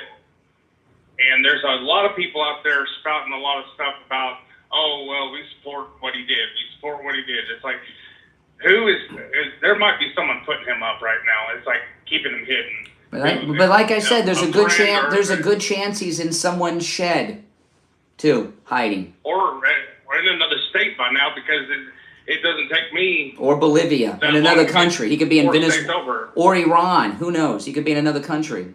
We're gonna find out soon. Yeah. All right. Appreciate the call. But like I said, in these mass incidents, if you look at them, right? Boston bombing, Versace, Lee Harvey Oswald, John Wilkes Booth. If you notice, in all of these instances, as much planning that went into the assassinations, they didn't spend any time planning a getaway, did they? And in all of these, they had no getaway plan. So we don't know what we don't know. However, based on all of these others, the chances are he's very nearby. Now, I want to talk about this incredible new offer from Sloman's Shield Link. Listen to this. You can enhance your entire home experience with Sloman's Shield Link. It's an all-in-one ecosystem that integrates all your smart devices with the Sloman's Shield. Listen to this. The Sloman's Shield Link takes your everyday routines and actions based on your preferences and connects your devices to react based on how you live your life. Listen to this. You get home, your lights come on. Your favorite music and television turns on as you enter the home. The Sloman Shield Link can act in almost any scenario and create scenes based on what you want to happen. Listen to this. Whether you want your thermostat to turn down when you turn your alarm on, or automatically lock your doors to ensure that your security lighting's on. These scenarios can be done very easily with the Sloman's Shield Link. It's compatible with all the devices you already have, too. Give them a call, 833-283-5050. 833-283-5050. That's 833-283-5050. If you're on hold, stand by. I'm going to go back to the phones after. Well, you know what? I looked. No, I don't have time to take a call right now. I'll just have to end it before we're done. But listen. I just cannot make excuses anymore for Kash Patel. Listen, everyone that Trump has hired is spectacular, except Kash Patel and Dan Bongino. That's pretty good by me. And he's an embarrassment. All right, if you're on hold, stand by. My name is Brian Craig. This is the Steve Kane Radio Show, Florida's longest-running radio show on the radio since 1977, celebrating 49 years on the radio. Our number is toll-free, 888-465-2631, 888-465-2631. It's a toll-free call no matter where you're listening. The first hour is done. We'll be back right after our top of the hour break. Don't go anywhere. Back after this. So, during the break here, I want to go over, this is the press conference, and we'll see some of the video. Let me go through when they bring the guy up. Okay, they're going to go through the video.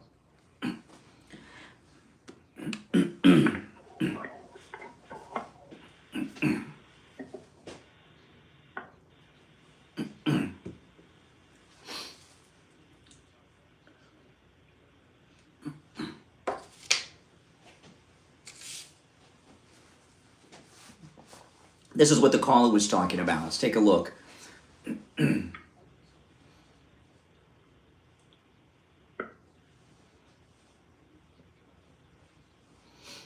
Here he is. He's running on the roof.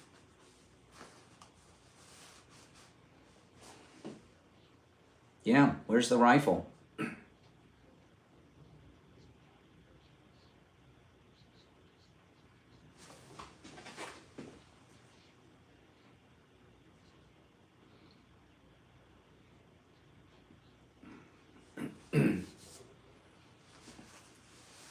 No, man, no rifle. And his legs are bent.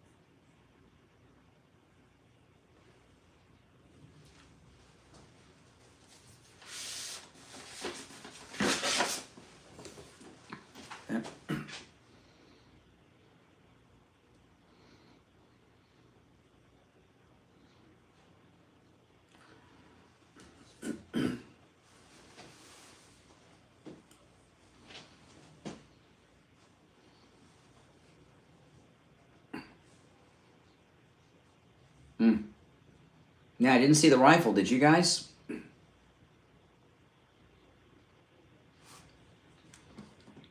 right, let me go to where he's walking.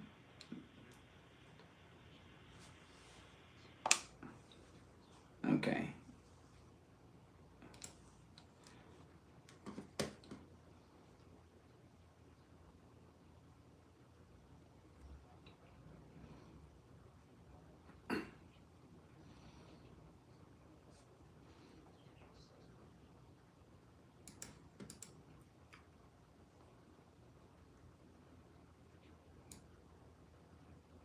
Okay, all right, we'll be back shortly. If you're on hold, stand by. We'll go back to the phones when we get back. If you're new, welcome. Make sure you subscribe, guys. Stand by.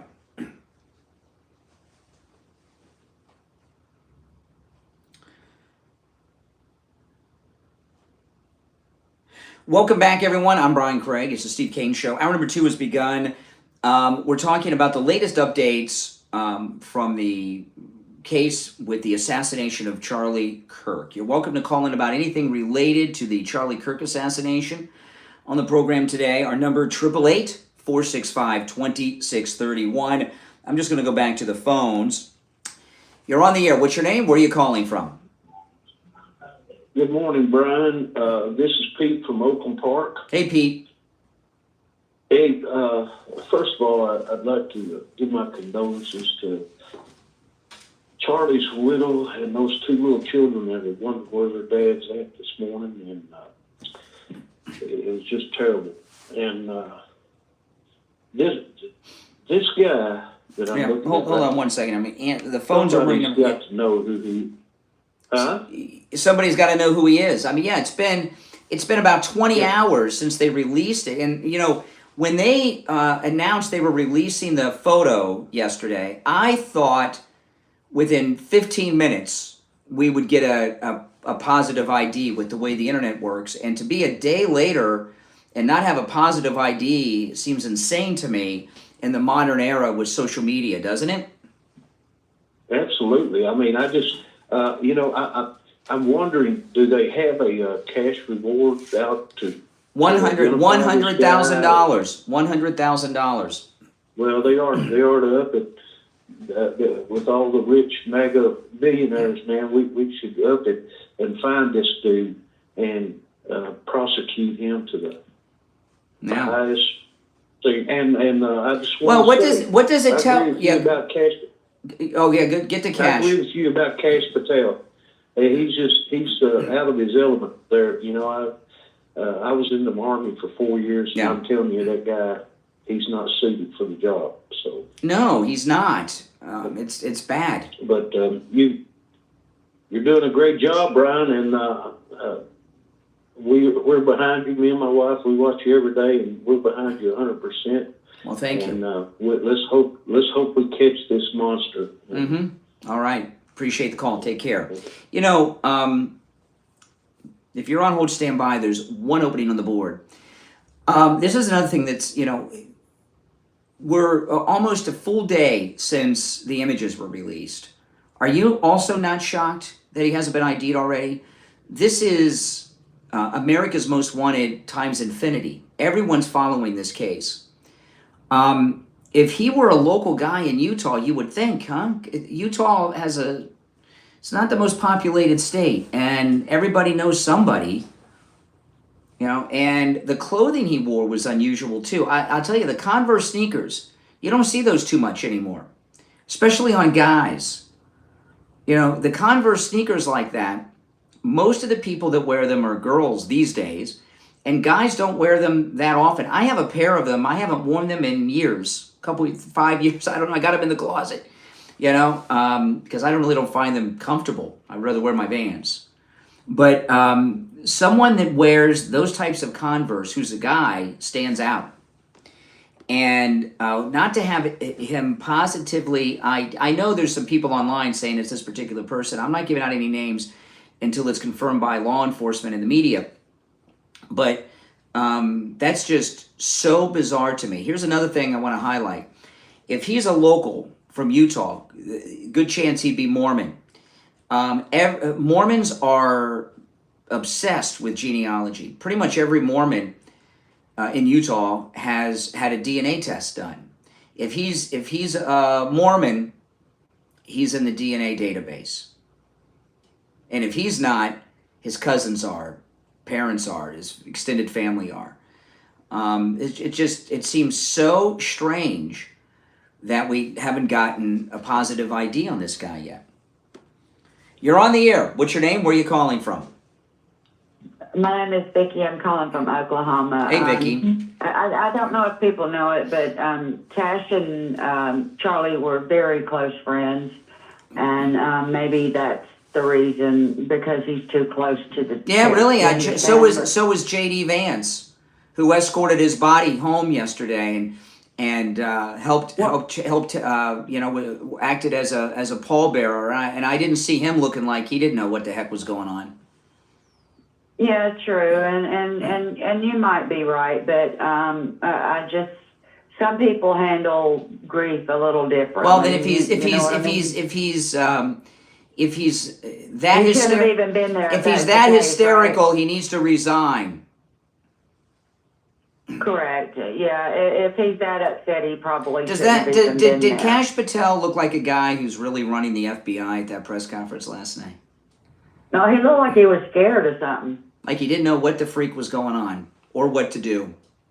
He looked terrified. He looked like a zombie, and I've got it on, I stopped the video, and the picture I got here, he looks like he's scared to death or something. Scared to death because he doesn't know what he's doing or what to do. He just doesn't know. No, I hope you're wrong, but you could be right. I mean, it's been months of this crap. It started with that Bartiromo interview. And I was thinking, okay, this is going to be the moment. Cash and Bongino step up. Look at this. Posers. Yeah, I didn't see that. All I seen was the clips that you showed, and yeah, that looked kind of sad. Mm-hmm. It did. Sad. That's a good word. All right, take care. Appreciate the call. Yeah, I think that's a good descriptor. You're on the air. What's your name? Where are you calling from? Hey, Brian. It's Sherry from Texas. Hey, Sherry. Hey, there's a weird. I was looking at his photo that they put up on social media. The assassin? Oh my gosh! I have to say this. I got the. Oh, hold on 1 second. Bottom of. Oh, I hit the wrong button. Yeah, go ahead. I apologize. I hit the wrong button. Go ahead. You saw the photo and what? What was the name of? What was the name of the guy that did the Idaho killings? Oh, I can't think of his name offhand. If you take a look at that assassin's photo, his profile, he looks exactly like him. A lot of people were saying yesterday, was he wearing a mask? I don't know. But I will tell you the side profile showed the socket of his eye. Kohlberger? Yes. It's almost like it's his twin. Yeah. I was like, oh my God, that looks just like him. But you're right. In Utah, you would think they would have already located him. It's not like he's in the state of Texas, right? Yeah. So, and Kash Patel, I'm on board with everybody else. I just feel like he's incompetent in this position. He's just, he and Bongino have just hyped up their resumes, and they're very good at it. And they got these jobs based on the hype that they created, and they don't know what they're doing. And that's the way it is. It's been long enough now, Brian, that this man could be anywhere. And when he was on the one side, did the shot. Oh, we lost the call. All right, her cell cut out. You're on the air. What's your name? Where are you calling from? Good morning, Brian. My name is John, and I'm calling from Cocoa Beach, Florida. All right, John in Cocoa Beach. What's up? The Space Coast. Yes, sir. They fly right over my house whenever they launch. That's pretty cool. You could make money just letting people park at your house and watch the launches. I'm not that close. I'm about 20 miles That's south, pretty close. But I definitely see them. I hear them, and my house vibrates. I see them here. I watch space launches all the time from my house, and I'm in Palm Beach. Yeah, I used to live in Pompano. I moved up here 2 years ago. Awesome. And I love it. So what's on your mind? Yeah. Okay, just a quick question. I'm an independent voter. I have voted both Republican and Democrat. Yeah. I have not voted for Trump. And what my call and question is that if Democrats or Republicans, for that matter, I'm a supporter of the Second Amendment. I own a gun. I go shooting. I go hunting. If Democrats or Republicans, for that matter, happen to create some type of gun control legislation, I'm not saying to eliminate guns or come after your guns. I'm just saying some type of legislation to get things under control with all these mass shootings. I don't understand why. Wait. Just let me finish your sentence. I'm up against a break. And if they called it, and again, either Democrats The or Charlie Kirk Republicans, bill. Yeah. if they called it the Charlie Kirk Act, would MAGA and Republicans support it? Your mind's in outer space with one of those SpaceX launches in Cocoa Beach. Here's the thing, okay? Have a great day, and thanks for... Why are you hanging up? Don't hang up. I'm talking to you. He hung up. He doesn't want a discussion. You think that guy's a nonpartisan guy? Liberal hack? I had a really good question that I'm not going to tip off. I might ask someone else. But these people that talk about gun control, what he asked was this, a very stupid question. If they passed gun control legislation and called it the Charlie Kirk bill, would MAGA support it? No. Listen, we already have a law. These people that have this idea, well, gun control laws would stop this. Maybe you're not aware of this. Do you know we have a ban on murder and assassinations? Shocker. And you know what? These killers don't obey them. So why do you think if you pass a law that these bad guys are going to obey them? Now, I want to talk about coastal weight loss secret. Coastal weight loss secret, if you think losing weight is impossible, that you have to starve yourself, you have to exercise, and the little tiny bits of food you have to eat are god-awful food that you hate, that's just not the case. In fact, with coastal weight loss secret, losing weight is a breeze. And you know what? Keeping it off is just as easy as losing it. You can lose 10 to 20% of your body fat in the first 60 days.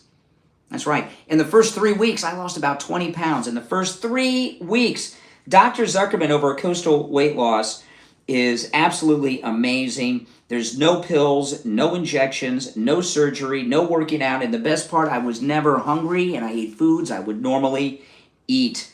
And you guys who watch me online, you've seen my progress and my miraculous weight loss. It is amazing. My stomach is flat. I never thought that would happen. And I've lost many inches off my waist. And if you watch me online on YouTube, you can see I got my neck back, my chin, I got my bone structure. My face was round. And we had a big event on Inauguration Day at Wings Plus. and it was standing room only. I mean, it was we had more than one seating, and I took so many pictures that day, and a lot of you posted those pictures on social media or sent them to me. I'm embarrassed at what I used to look like. I really am. I did not realize how much weight I have gained. But now I weigh what I did when I married my wife 29 years ago. Call Coastal Weight Loss Secret. They can help you no matter where you are in the United States. We have listeners all over America who have called Coastal Weight Loss Secret and have lost weight just like I have. Here's the number, 561-247-6300. 561-247-6300. 561-247-6300. And online, coastalweightloss.secret.com. We'll be right back. All right, I'll take a call here during the... what's your name? Where are you calling from? You're on the air. Once, twice. All right, you're on hold. You're on the air. What's your name? Where are you calling from? Hi, Brian. This is Sandra from Indiana. Hey, Sandra. Again. Hey, Sandra. Hey, sorry about breaking up yesterday and crying. Hey, I was doing it too, you know.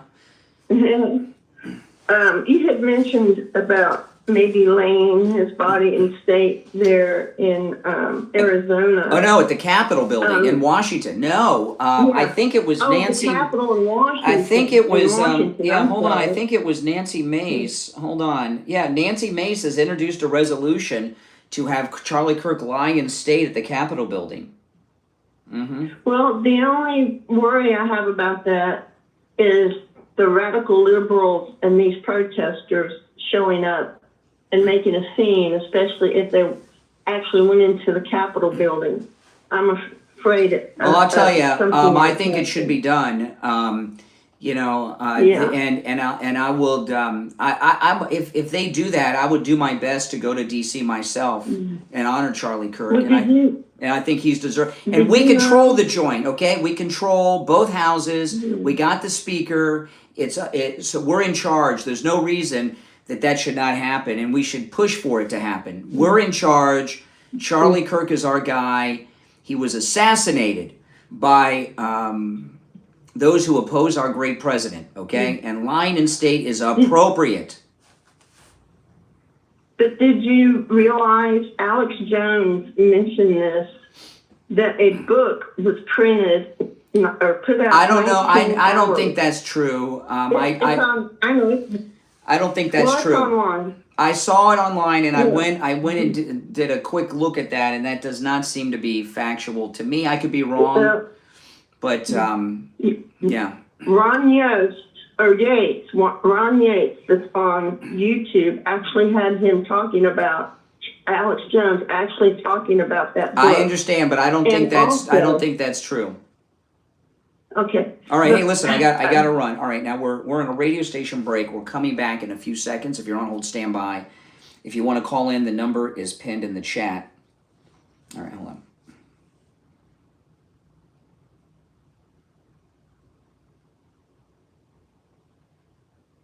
All right. Welcome back, everyone. I'm Brian Craig. You're listening to Florida's longest running radio show, the Steve Kane Show, on the radio since 1977, celebrating 49 years on the radio.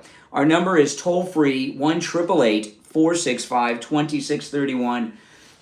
You're welcome to call in about anything involving the assassination of Charlie Kirk. It is not our regular open phones on Friday. It's not our regular open MAGA Mike Friday, but anything involving this god-awful event brought to us by these forces of evil is fair game at 1-888-465-2631. You're on the air. What's your name? Where are you calling from? Hi, my name is Holly, and I'm from South Carolina. Holly, what's on your mind? Well, I actually have a question for you, but first and foremost, I think we can all agree we just need to take a minute and think about his family and have thoughts and prayers for his family. Mm-hmm. And nobody should have to deal with this. Like, the violence has to stop in general. Yeah. But my question is, am I the only one who is thinking it's weird, the line of questioning that was asked as it happened? Yeah, a lot of people have been talking about this, that the person that asked about the trans shooting violence. A lot of people are wondering if that was a cue, a signal to the shooter. Yeah, that's been talked about a lot.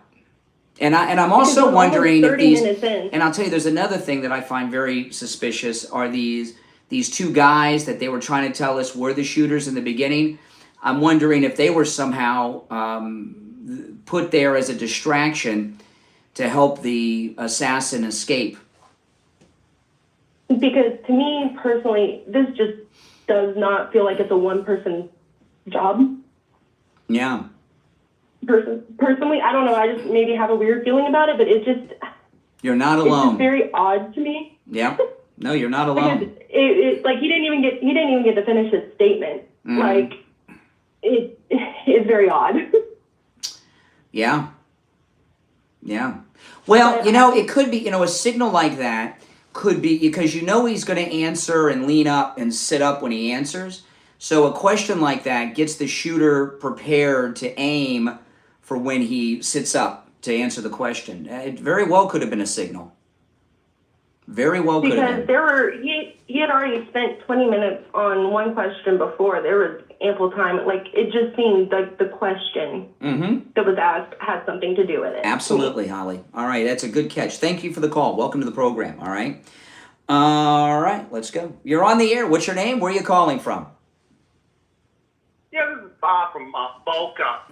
Do you know if they have a GoFundMe set up for the shooter yet? I mean, he's probably going to need some funds. I'm trying to figure out what you're all about. Are you trying to be funny or stupid? You want to make yourself look foolish? I'm just trying to trigger a retard like yourself. It's so much fun to trigger retards. Who's like you. triggered by you? All right. Oh, my goodness. He held on for, I don't know how long for that. You're on the air. What's your name? Where are you calling from? Good morning, Brian. This is Barry from Louisiana. Hey, Louisiana. What's up? Something I just popped in my brain talking about they have DNA from the killer yesterday. Mm-hmm. And my thought is why can't we here in the U.S. take DNA from everyone? Well, they pretty much have. This thing about I'm glad you called about this with the DNA. I don't, about 5 years ago or so, one of the big DNA companies was offering DNA genealogical testing for like $25, and everybody did it. I didn't do it, okay? I mean, what's my DNA going to show? That I'm descendant of some white people from Europe? Shocker. I mean, But the thing is, like, they got a serial killer about 5 or so years ago in California. The Golden State Killer or something like this, and they got him from that DNA testing that I was just talking about. He didn't do the DNA because he's a serial killer, but somebody in his extended family did. They got a familial match. Okay, so even though I haven't gotten the DNA testing. Okay, enough of my relatives and siblings have that I'm in a database too, even though I haven't done it. So what I was talking about earlier is if this assassin is a local from the state of Utah, there's a good chance he's Mormon. All the Mormons in Utah have had DNA testing. Mormons are, I know this is kind of a negative way to say it, but I don't mean it in a negative way, but Mormons are obsessed with genealogy. So if he's from Utah, good chance he's Mormon. He's in the DNA database, either himself or a relative who's Mormon. So if they got his DNA, they should be able to match him pretty quick or get a familial match, because pretty much everybody's in the DNA database now. Right. Okay, well, I appreciate it. All right, take care. Great call. All right, brought up some good points. We have smart people in the audience. You're on the air. What's your name? Where are you calling from? Good morning, Brian. It's Lenny from Coconut Creek. Hey, Lenny.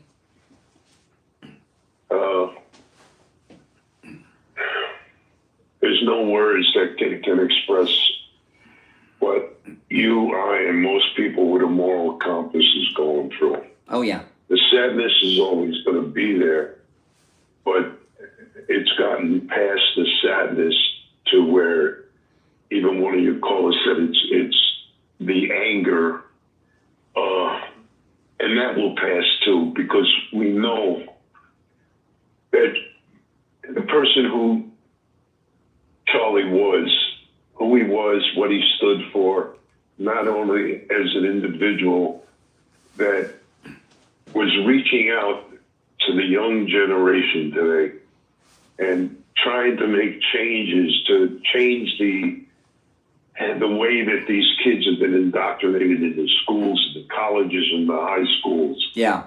Not only in his debates and everything else, but I have listened to you for years, and it was through your show that I even found out about what happened to Charlie, and to see you visibly shaking the way you were brought me to tears. Yeah. Now, all day yesterday, all they talked about was this FBI conference, news conference. Oh, yeah. All day they talked about. All day they talked about all the new footage, all this new evidence. Yep. They found the gun. They have fingerprints, and yet there's no talk about who this. Now the pictures are with the technology that is available through the FBI and all three letter organizations. The amount of people that are involved in this, when you're 100% right. Yeah, listen, I gotta run for the break. I gotta run for the break, so I'll give you the last word. Okay. There's so much that was presented, but as soon as the commissioner got up and spoke and mentioned that there were no questions that were going to be answered, that's immediately when that whole thing went south. Yeah. And when it was turned over to the commissioner, the pictures, that whole video, was speculative, and it's not. And the truth is not going to come. Yeah, there was no new. They said until they said there was some big break in the case, and they didn't have anything. Hey, listen, I got to run, but thank you for the call. If you're on hold, hang in there. Every line on the board is lit right now, guys. No, there's one opening. There's one opening on the board if you'd like to call in. I want to talk about Mike Lindell and MyPillow. There's huge savings going on right now with our promo code KANE at checkout, KANE at MyPillow.com, and the free shipping offer is in place. You can use our promo code KANE on all the specials at MyPillow.com, not just the ones I talk about. I've been highlighting all week the MyPillow 6-piece towel set. I have a couple sets of these towels, okay? These are the most incredible towels you've ever used in your life. I have two examples I give. One day, I go to take my shower in the morning. All the towels are dirty. Everything's out in the laundry room, which is my garage. And all I had that was clean was the washcloth from the 6-piece MyPillow towel set. Just a little washcloth. I use that as my towel. The MyPillow towels are so good. I dried my hair and entire body off with just the little tiny washcloth. That's how good these towels are. They're just $39.98 with our promo code KANE at checkout, KANE. They come in 10 different colors. The regular price is $69.98, so they're $30 off. Get yourself a couple sets, and the free shipping offer is in effect as well. Go to MyPillow.com and use our promo code KANE at checkout, KANE, for huge savings. MyPillow.com and use the promo code KANE, KANE, at checkout. We'll be right back. Now, I wanted to, if you're on hold, stand by. We're in a radio station break. I wanted to play this clip. This is from the CBS morning show yesterday.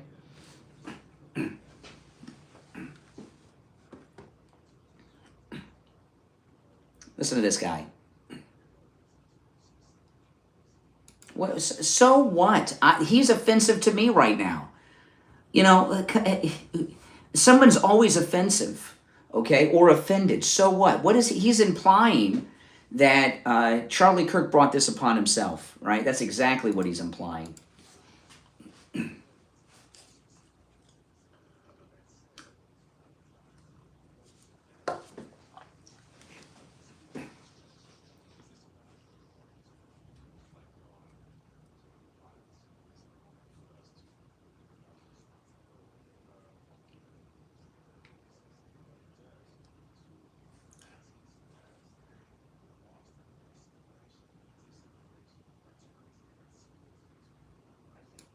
I mean, here he is. He's blaming Republicans. We're not the ones that are violent. It is the left. Okay? Not only did they assassinate Charlie Kirk, we've got a Trump assassin on trial right now here in Florida in Fort Pierce for the golf course assassination, and they shot the president in Butler. And what the media are trying to do is get this discussion going on that somehow we're the violent ones. I don't think so. You're on the air. What's your name? Where are you calling from? Hey, Brian, it's Sandra from Boca. How are you? All right, Sandra. So I actually had to wait a couple days to call in because of what happened. Mm-hmm.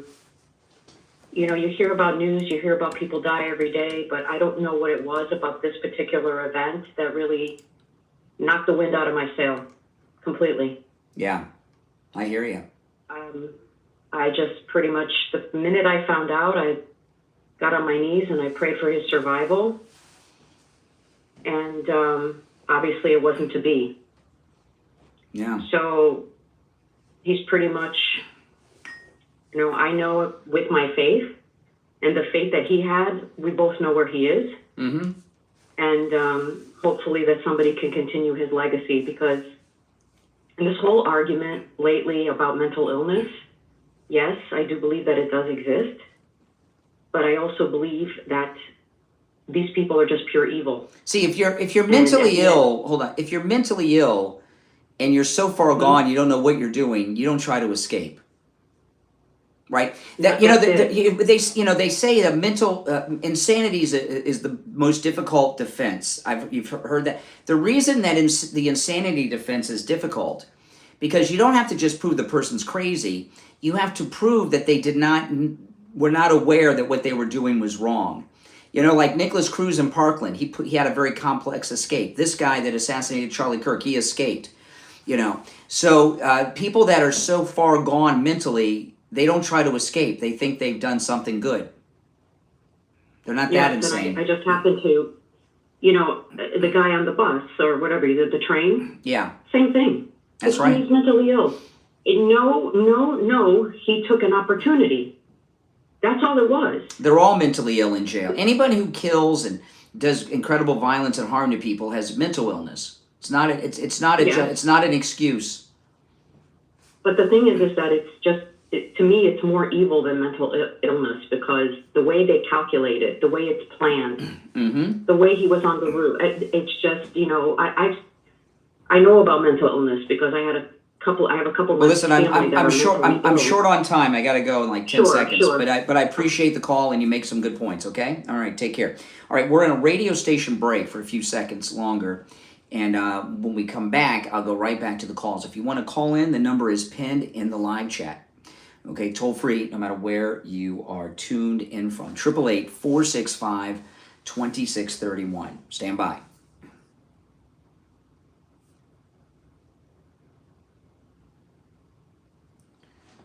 Welcome back, everyone. My name is Brian Craig. You're listening to Florida's longest running radio show, The Steve Kane Show, on the radio since 1977. So Nancy Mace has introduced a resolution, Congresswoman Nancy Mace, for Charlie Kirk to lie in state at the Capitol. I am very much a supporter of that. I don't know what the history is of people lying in state that were not government officials or members of the Congress. I don't know. But I do know this, that the reaction to Charlie Kirk is one of the most beloved Americans that we've had in the last 100 years. Okay? I think all of you out there that are MAGA, all of you that are conservative, need to let your voices be known on social media, tagging all the people you need to tag, that you want Charlie Kirk to lie in state, that you support Nancy Mace's resolution. We are in control of the Congress, both houses. We control the White House. We control everything. Mike Johnson can do this just by saying so. And I think it's incredibly appropriate. I really, truly do. I'd like to hear your thoughts on that. 888-465-2631. You're on the air. What's your name? Where are you calling from? Hey, it's Ben from Pompano. How Hey, you doing? Ben. All right, Ben. The best I can be on a day like this. It's been a rough week. Yeah, understandable. You know what? I got a few things to say. First off, I want everyone to notice that there's no riots in the street, there's no burning in the street, there's no looting in the street. We are inherently on the MAGA of better people. All this violence is one-sided, whether it was Kavanaugh, whether it was Lee Zeldin, Trump again. We had when they went after it was the two Israelis out in D.C. outside the Israeli-American embassy, who yelled "Free Palestine." The summer of 2020. That's right. Steve Scalise. We had Steve Scalise. We had it just goes on and on and on and on. And never do we riot ever. I know this is going to be for a lot of people in this generation. They're much older, so this might be considered blasphemy. But for me, this is like JFK, and I'll tell you why. I listened to him. He was a part of my life for every day for years. Every day I'm downloading his podcast and listening to it while I'm at work, or I'm going to him for election news. He was part every day. He was. I would turn on Steve Bannon and he'd be there, or I'd listen to like some show and he'd be on, and he was only growing. And I was listening to him every day, and all of a sudden he's just taken from us. He's taken from us. And I swear to God, if this becomes like the Las Vegas shooter or the guy who's the butler, and we don't figure anything out, I don't even know if I can call myself a Republican anymore, because Republicans, a big failure of Well, this listen, Charlie Kirk was one of the president's closest and best friends, and he's I've never seen Trump all so of this. upset. No, at the Pentagon yesterday. I've The president and first lady at the Pentagon yesterday, they were somewhere else. You could tell they were. I've never seen the president, so you could see his whole body was like, ugh, I know, and he was so depressed. And then I saw him in the Yankees locker room, and he was like, I've never seen a man carry such heavy burden and then still carry on with his duty. He works non-stop, just like Charlie Kirk. Charlie Kirk was doing his show in the morning in Phoenix, then jumping over to like some campus event in Nebraska, then flying back to Phoenix, and his schedule was grueling. He was the best of us, and that's the worst part of it. He was our last attempt to show the left that we're still willing to dialogue with you. We're still willing to talk, and that was too much for them. He was our, and you know what's going to come after Charlie Kirk? Someone who's a lot worse. That's how these things work. He was the best of us. And that wasn't good. And so what comes next? It's just, I can't believe it. I really can't believe it. And Democrats, they're not going to change. You're not a radical, and then you de-radicalize. The whole point of being a radical is you embrace the extreme views and you keep pursuing them. They're not going to de-escalate. That's the whole point. And the best that we can get out of this is to be like, all right, we'll chill for a month. But then they'll just go right back to their old ways. And so I don't know what to do. This is what I know. We're in charge. And what do you think about Nancy Mace's resolution of Charlie Kirk lying in state at the Capitol building? Absolutely. Yeah. Absolutely. 100%. Absolutely. I think we should build a statue of Charlie Kirk. Absolutely. I think we should a huge statue in Washington, D.C., dedicated to the principles of open dialogue and free speech. Maybe the president should name the ballroom after Charlie Kirk. Something monumental. That's forever. Something forever. Exactly. And, just God bless him in this country. And I've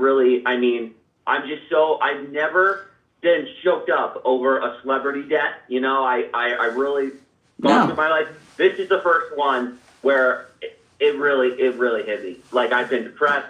I really just feel terrible. And so I'm just, I don't know where to go from here, but I do know that the reason they took him out is because he was effective. He was too good at what he was doing. You know what I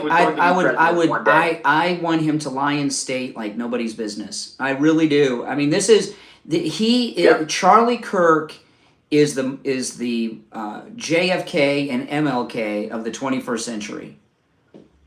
Absolutely. This is like a 60s event where it was like RFK, MLK, JFK. You had Malcolm X, all these people being taken. This is what it feels like. They only understand violence. The free speech does not work with these animals because they think we're like oppressing them. They really see us. It's unreal. And the left is not going to change. Ilhan Omar being the disgusting piece of human trash that she is. said what she said yesterday. Oh. But, we have to continue Charlie's mission because that's what they wanted to stop. They wanted to stop That's it, right. and we have to create the future that they were trying to avoid. And I'm glad you're out there doing what you're doing, Brian, because we really just everyone needs to step up and fill in this huge, immense gap that he has left. All right, take care. Appreciate the call. Yeah, I agree with everything he said. There's not a point that was just made that I take issue with. You're on the air. What's your name? Where are you calling from? Good morning, Brian. This is Bill from Sanford. Hold on, Sanford. Let me answer these 200 calls coming in. All right, Bill in Sanford, you're on the air. What's on your mind? Well, first of all, I'd like to apologize for the call I had yesterday. It was inappropriate, and I'll let that go. That one caller earlier about the guy jumping off the roof without the weapon, I'm wondering if there was somebody else, an accomplice, where he threw the weapon over outside a camera view, and that person put it in the woods because he didn't go back. He didn't have the weapon when he jumped off the roof. What happened to the weapon? I'm thinking. Very good question. What do you? No, these are good questions. Yeah. See, there's a few things. One, I was talking earlier. This guy that asked the question, was that a signal to the assassin? And these two clowns that distracted the couple of cops that were there, that they thought were those old men they thought were the assassins at first. What a convenient distraction those guys were, right? How did that happen? How did that happen? There could be a number of people involved in this that we don't know about. Other than the fact that the incident has happened, okay, and I'm still in shock. The second thing that I'm in shock about is we're about 20 hours or so, close to it, since those photos were released with the video last night in primetime. It is beyond belief that we don't have an ID yet. Everyone in the country is watching this. And you can tell people by their stance, the way they walk, their face, the parents, anyone, the hat and sunglasses mask interfere with facial recognition. That's why you can't wear your sunglasses and a ball cap into the bank, okay? But it just is beyond my imagination that they don't have an ID on this guy yet. Well, yeah, because go back to John Welch. He has, look at all the criminals he caught, and he didn't get probably 1/10 of the attention that this one has throughout the nation. Yeah. This one was all over the nation. John Welch was probably not all over the nation. This is the first manhunt. We've had these manhunts before. This is the first manhunt we've had with as much social media. I know Boston bombing, but it wasn't like today. There's so much social media now. I talk to 90-year-old people that are on X, so we've never had a manhunt at this level with so many images. With the Boston bombers, we had one bad photo that was on a piece of paper from a very bad street cam. We've got multiple photos, details on the clothing, everything, shoes, backpack. Everyone has seen this. 150 million people have seen this. And for someone not to say, I recognize that strange hat or that guy that wears the Converse, which is a very rare shoe to wear by guys. Come on. I can't believe it. Well, then the other question is, how long did the FBI sit on that photo before they released it to the public? Exactly. They should have released this first thing yesterday. And I was talking earlier about Kash Patel. Does Kash Patel look like an incompetent boob or what? Well, he did. But here's what I'm thinking about Kash Patel. There's nothing for him to say. I think he was there hoping to bring identification, and that didn't happen. So he would look silly because there's nothing for him to say. No, he could have gone up. He could have gone up there and gave out the information on the reward or something. He looked terrified, like he didn't know what the freak was going on. Hey, listen, I got to run from Sanford. Thanks for the call. If you're on hold, stand by. We'll be right back.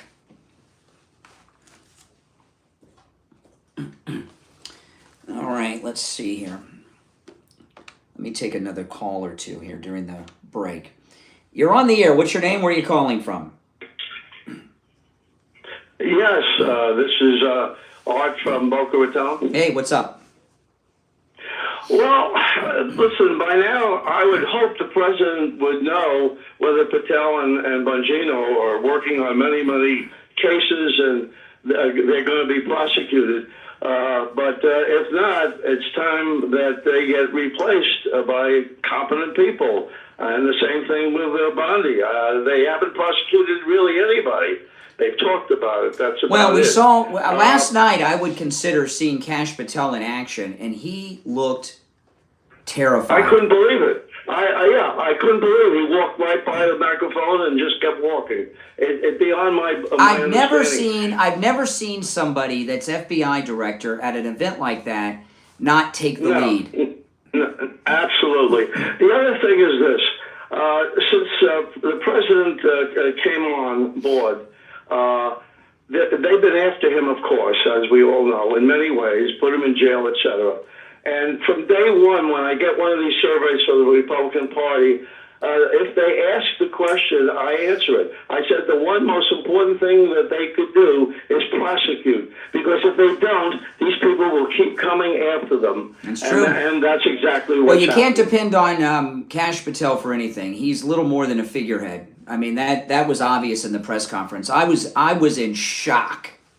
I was too. I mean, I thought when I heard he went out there, I assumed part of the reason he went out there was to show that he's competent. Don't you agree if we don't prosecute these people? There's enough evidence. His name? The FBI guy confessed in front of Congress he lied to them. Yes. There's enough evidence for a high school kid to prosecute. Yes. And I don't know what the hell they're waiting for. Well, Pam Bondi, you're right. I appreciate the call. Pam Bondi has multiple grand juries going on. Okay, so they could have sealed indictments that we just don't know about yet. You're on the air. What's your name? Where are you calling from? Hi, Brian. I know you don't like people calling back twice. It's one call per day. There's about 70 people on hold. I can't do it. No. There's too many people on hold. Some have been on hold for, since the show began, pretty much. And I can't put somebody on that has been on before. If you're on hold, stand by. We are going to be back. This is a radio station break. We're going to be back in less than a minute. And I'm going to go back to the phones as soon as we get back. But listen, they're going to get this guy hopefully today, and I'm keep monitoring. If there's any breaking news on the manhunt while I'm on the air and you don't hear me bring it up, call me and let me know, or let me know in the let me know in the live chat. All right. If you're new to the program, welcome. This is where MAGA comes to talk. If you'd like to call in, the number is pinned in the chat. It's 888-465-2631. 888-465-2631. It's a toll-free call, no matter where you are tuned in. All right, we'll be back. Hold on. We're back. I'm Brian Craig. You're listening to Florida's longest-running radio show, The Steve Kane Show, on the radio since 1977. And we've covered quite a bit on the program today. I'm going to go right back to our phones. You're on the air. What's your name? Where are you calling from? Rabbi David. Hey, Rabbi. Well, best I can be, Rabbi. Yeah.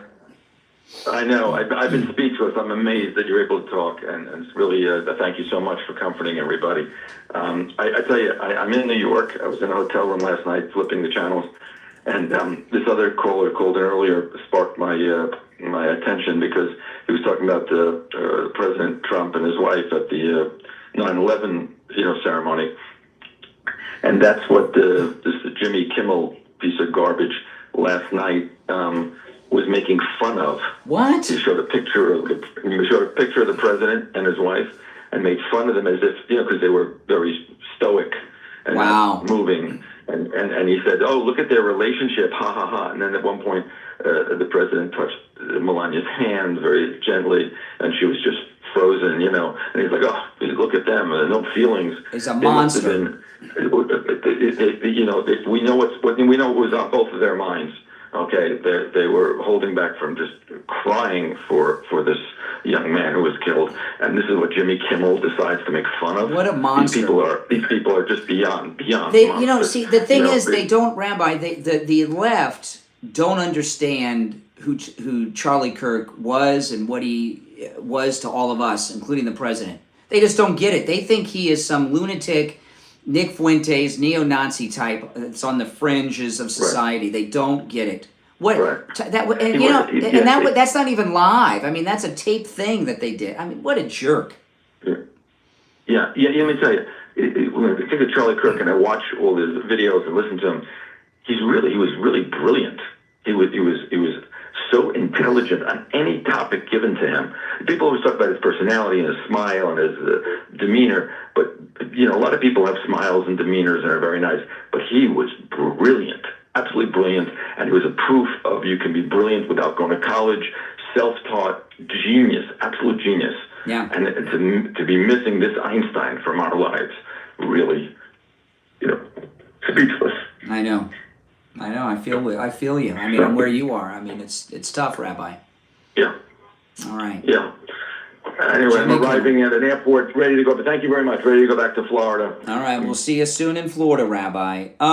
Yesterday I told you that there are two famous conservative influencers who have been angling for Charlie Kirk's job at Turning Point, and I'm still not going to say who they are. But I think a lot of you know.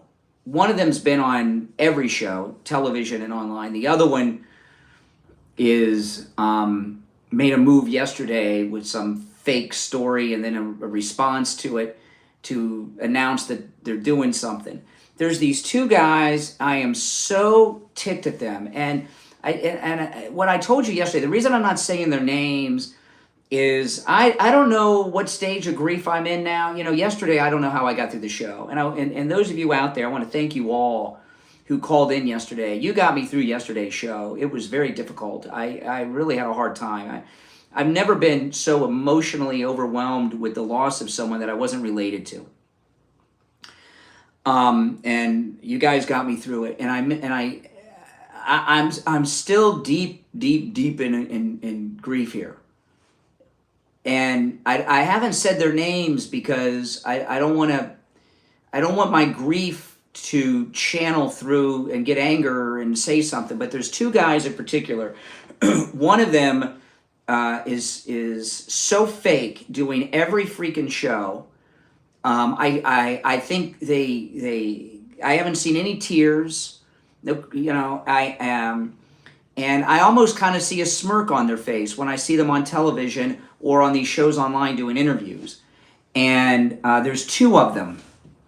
And neither of them are going to be the replacement for Charlie Kirk at Turning Point, but they both think they are because they're narcissists who are not self-aware. And I think I'm not going to confirm or deny, but one of them's ticking me off more than the other because he's been on every show, television and online. And I saw a smirk on his face yesterday. And let me tell you, when somebody has a smirk on their face when they're talking, that's like one of my biggest pet peeves. And it goes to I don't like that smirk. And one of them had the smirk yesterday. While they're on every show, acting as if they're grieving, but I haven't seen any tears at all. I'm not going to say their names. I think a lot of you know probably who I'm talking about. I am not going to confirm or deny, other than to tell you they're male and they're two so-called famous conservative influencers. But I don't know if I'm going to be able to contain myself much longer. I'm getting so ticked at both of them. One in particular is worse than the other. All right, our number is 888-465-2631. You're on the air. What's your name? Where are you calling from? Hi, good morning. I'm Brian. This is Vivi from Central Florida. Yes, what's up? And I just wanted to add to the conversation because we're all concentrating on the shooter. But a lot of people I remember that the FBI was asking if anybody has any information, videos or anything like that. So there was a video posted concentrating on the two men that were behind Charlie Kirk. And You're talking about the signals? Is this the tape? Is this where they're talking about signals from his security team? This video? Yes. Okay. Yeah. Okay. Yes. Yeah, I've seen that. So, and you know how you get that that sixth sense that something's going on? There was also a video about a young man that after he did the question, he felt like there was something odd, and there was a group of people that were like there was something planned. So that was also posted. Well, you know, I saw the signal it looked like one of his bodyguards was doing something with the brim of his hat. I don't know if he was fixing his hat or was there somebody in the crowd who was being a jerk. You know, I don't think if it was the guy on the roof, they would have gotten Charlie out of there. Well, when I saw that video, what I was questioning is why the cell phone, that he had the cell phone in the direction that he had it. Oh, I don't know. There's a lot of questions here. Yeah. Well, I just wanted to add to the conversation. Oh, well, you did. You added a lot. Yeah, I haven't brought that up yet. Yeah. You're on the air. What's your name? Where are you calling from? Hi, good morning, Brian. I don't ever about the. You've got a very bad cell connection. So you got to call back, okay? Your phone, we're getting like half a syllable of every word. You're on the air. What's your name? Where are you calling from? How you doing, Brian? Conservative Doug. Hey, Doug. I normally say good morning, but it's still not a good morning, man. Anyhow, Laura Ingram last night said that how soon can we get somebody to replace Charlie Kirk? No, man, we're not going to replace Charlie Kirk. You may get somebody to fill in for him, but he was totally unique, unbelievable great guy. You know, he had a skill set that very few people have. Plus, as I talked about on the show the other day, he had this movie star charisma to him as well. And I give you an example. There's one of the clips I saw this morning of him at one of the colleges. Some guy was talking to him about, men or women, because they get this surgery, and he says, well, if that's true, if I go in blackface, why am I not a black man? Exactly. And these now that's something I've learned how to do from this job from Steve and all of that. There's none of these conservative influencers have that skill set. They're movie stars in charisma, electric to the crowd, plus they have that ability to debate anyone. Like I do the open phones, unvetted. Nobody else does that. And nobody else did what Charlie Kirk did. I know Ben Shapiro and some of these guys, they do these debates. Those are fixed things going up against children that are low-level stuff. It's like, what Charlie Kirk was doing was very upper-level debate. Quick. And there's no one that's got that out of that group. Yeah, he was definitely unique. He had a great talent, and he certainly had the answers instantly, like you said, man, just like you. He was the top of the top. You'll get somebody to sit in for him, but never going to replace him. No. Anyway, I certainly think that. Well, I'm out of time for the hour, Doug. But good points. Take care. Okay. All right. 2 hours down, 1 to go. It's the Steve Kane Show, Florida's longest running radio show. We're going to take our break for the top of the hour. If you're on hold, stand by.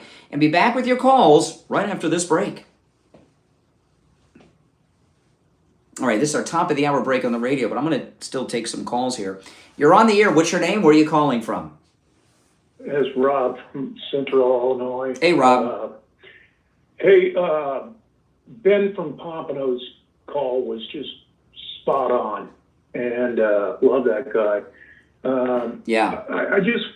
I just wanted to say something that I think, just like you and everybody else, I had a guest in, a guy coming in for his reunion on Wednesday, and we were supposed to go out to dinner, and I couldn't make it. I couldn't leave the house, and no way, man. I just crumpled and I consider myself a pretty tough guy, a former football player, and I just cried like a baby.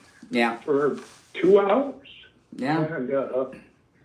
And I think you ought to take over Charlie Kirk's deal. That's what I think. Yeah, I might be too old for the Turning Point crowd, but I appreciate the compliments. Yeah, but you're doing a great job. Keep the faith and keep your listeners going, and love your audience, except for a couple idiots. But yeah, well, everybody's got those. Yeah, well, you take care and hang in there, you and your wife and everybody. All right. I will. Take care. All right. Thanks for the call. If you're on hold, stand by. We're on a radio station break now. We're going to be back in less than a minute. Let me check the clock here. Yeah, we're going to be back in less than a minute. So I'm going to wait to take another call until we're back. If you want to call in, the number is toll free. It's pinned in the live chat. 888-465-2631. 888-465-2631. And we have had just spectacular calls all day today. I know a couple of exceptions, a couple of degenerates, but you guys have added a lot to the conversation and brought up a lot of things that I hadn't considered so far yet today. So we got one more hour to get, well, less than an hour. All right, stand by. We'll be back in just a few seconds. The number's pinned in the live chat. All right, here we go.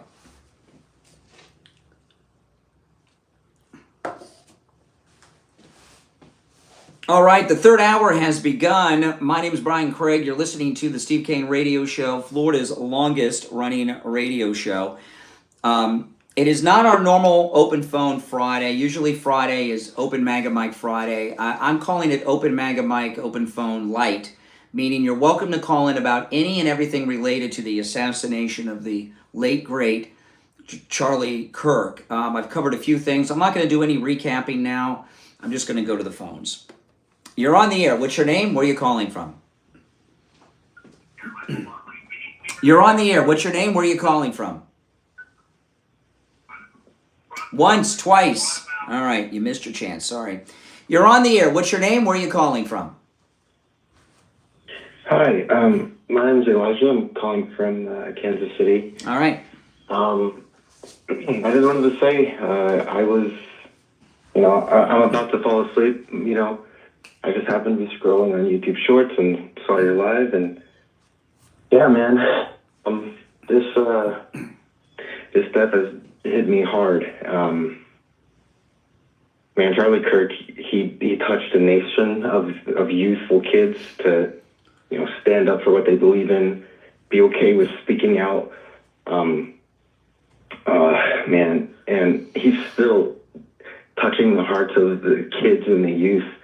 I'm seeing so many kids and youth on the left leaving the left because of such a negative response, cheering for his death and everything. And I'm also loving that the communities online are trying to find this killer, as well as the FBI. Everybody is wanting this person to be. They want justice to be served. Mm-hmm. And Charlie deserves justice. Absolutely. Well, welcome to the program. I'm glad you found me. Make sure you subscribe to my YouTube channel, because I'm here every day. I did. Yeah. Well, thank you. Yeah, it's good to hear. How old are you? I'm 25. So you're 25. Kind of young. But, the thing about, I was talking about this yesterday. Charlie Kirk, the reason they killed him, and I'm of the school of thought that the same people that killed Charlie Kirk shot the president in Butler, killed President Kennedy and Martin Luther King. He is a civil rights leader, and he did what people thought was impossible, and that is turn the college-age crowd and high school-age crowd into Republicans, very conservative Republicans. Yeah. And that's why they killed him. They killed Martin Luther King because he had organized the civil rights movement against the Democrats. They killed Gandhi, too, was shot dead. And for the same things that the same thing that he was doing for the Indians. And Charlie Kirk modeled, he he never got to talk about this because he was assassinated too young. You know, he didn't get to live to be an old man and talk about it. But I believe Charlie Kirk modeled Turning Point USA after Martin Luther King, who modeled his civil rights campaign after Gandhi. And it doesn't go lost on me that all three of them were shot to death and assassinated because of their good work. And I went on Amazon to buy Charlie Kirk's newest book. It was sold out. I'm going to get the Kindle and read it over the weekend. I'm going to read all of his books. You know, and I'm heartbroken over it. And I'm you know, I got to meet him once, and he did me a really big favor, and I didn't even know that he knew who I was. And but I've never been so emotionally overwhelmed for someone I wasn't related to when they passed before. I didn't realize how important he was to all of us. I really didn't. Yeah, to me, it still doesn't feel real. Like it, I just keep like, you know, I keep seeing things that, you know, his dad is. I'm like, man, it's just hard to believe. Like it's, you know, I'm still in shock. I guess it's just. Well, it's nice to hear someone young who's not celebrating on TikTok about it. I'm gonna be real. There's a lot of young people, you know, celebrating his death, but I'll tell you that as much as there's many that are celebrating, there's also many more that are so sick and hurt by this. Yeah. Both from the right and the left. Many of them are leaving the left because, like, they're seeing not just Kirk, but that what happened to that poor lady on the train or the bus or whatever it was. Yeah. Like, they see these things happening, the attempted assassination of Trump, and, you know, like, it's a growing issue that I think is just gonna keep growing and growing and growing, to be a really big problem, if not addressed soon. I can't even imagine what's going to happen after, you know, Trump is out of office. You know, hopefully J.D. Vance will be in office after that. That's the plan. Yes. That's the plan. Amen. All right, take care. Welcome to the program. Thanks for your call. All right, it's nice to hear from someone who's young that's got their head screwed on right, huh? You're on the air. What's your name? Where are you calling from? Hey, how you doing? It's Ryan, and I'm just watching President Trump on Fox and Friends, and according to him, they got him in custody. Yeah, I just heard that, and I'm trying to get the details on that. If you've been watching online, I've been looking through my phone. I know, and I'm trying to see if there's any details on that. And that's great news. Yeah, he's just on. Yeah, that's great news. Mm-hmm. That's great news, and I hope we get all the ID and everything soon. And I am monitoring that. I appreciate it. All right. Yeah, you hear that? The president announced that they got him in custody. You're on the air. What's your name? Where are you calling from? Hi, Brian. It's Carol from Michigan. Yes, Carol. I want you to know that I love your platform, and I love you and Kathy and Emily as a family. And I don't know if you heard the other day, it was maybe within an hour of after the incident with Mr. Kirk. All right, so let me give you the update. This is great. President Trump has just announced that they have the assassin in custody.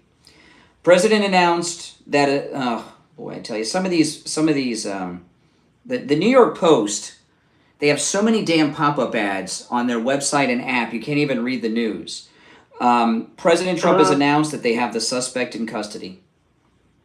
That is spectacular. I would read you the story, but I'm going to pull it up online somewhere else because the New York Post wants me to watch a 4-minute ad before I can read the story. Okay, here we go. Here, the president, we have him. Trump says suspect in custody for Charlie Kirk assassination. I think we have a high degree of certainty we have him, Trump said on Fox.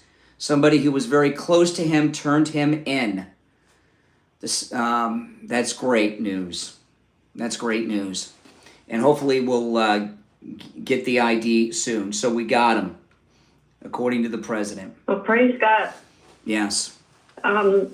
And my first words to my son was, Charlie Kirk has just been murdered, and but the other incident was that there was a plane that took off under the radar. I don't think that. I think that's been debunked. Hey, listen, I appreciate the call. Those of you out in the audience, you'll be my staff of producers, okay? Because I'm a one-man band here. But if you get any updates on the identity of President Trump has announced they have him in custody. If any of you get any updates, feel free to call me and let me know, or DM me, or let me know in my live chat or something. Let's get to it. You're on the air. What's your name? Where are you calling from? Once, twice. All right, you missed your chance. You're on the air. What's your name? Where are you calling from? Hey, Brian, this is Sean from Massachusetts. Hey, Sean. Hey, Sean, what's up? I was looking at some footage last night. And TMZ, I don't know how they even obtained this. And they're showing the whole thing about him limping in about 3 minutes away from the area where he was coming in from that footage of the security camera, and then him coming out. He was moving pretty fast. Like, he went behind a shed and then he made his way around some houses, the same area. And there was some analysis now. I don't know if this is true, that's saying that the reason why he was limping is because he had the weapon on him. That's correct. So he had to walk like that. That's what's been said, yes. What's that? No, that is correct. Okay. And I just, I have faith that they'll get him. Being from here, Massachusetts, and living, I remember the Boston Marathon, and that same situation is very, very, very possible. I think he might be definitely hiding under someone's boat. Well, no, the president just announced that they have the assassin in custody. He says we have him. The president said that they have him in custody. Yeah. Mm-hmm. Oh wow, this is glorious, and because I'm glad because they seem to be running now. Kash Patel did look pretty clueless. I'm pretty disappointed in how he's been acting, as many are. So we'll see how that all plays out with him going forward. And Dan Bongino, the same thing. But yeah, I no doubt. Credit to the Utah branch to what they were doing. They were doing a lot of work, and I like the way that guy was speaking too. I thought. Yeah, there's going to be right after the 9 o'clock hour. There's going to be a press conference. So we're going to get the updates. But the president just said we got him. He says we have him. So that's good news. Good. So that's about an hour from now. We'll get that press conference. Oh yeah. Thank the Lord above. And I hope when that happens, we get a lot of details on who he was and everything else. And who else might have been involved too. I mean, absolutely. We have to get everything.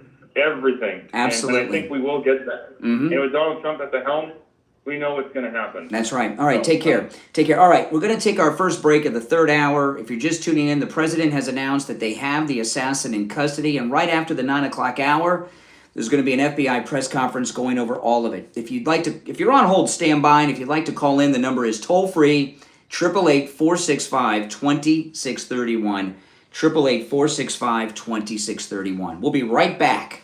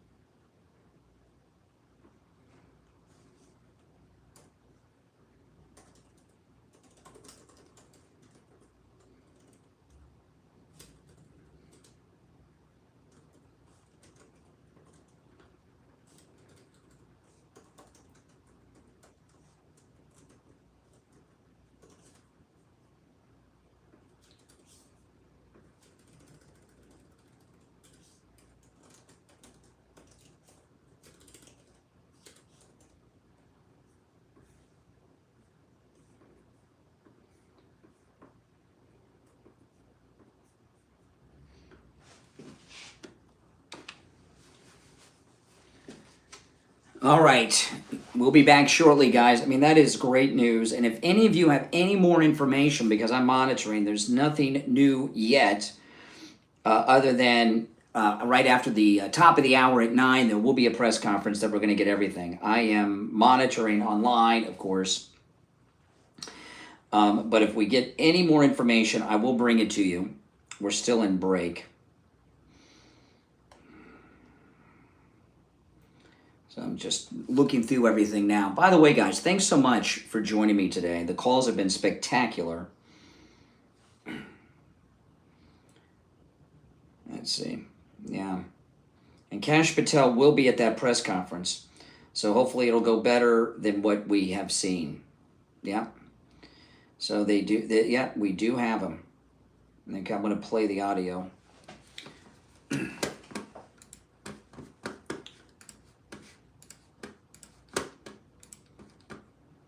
Here's the president.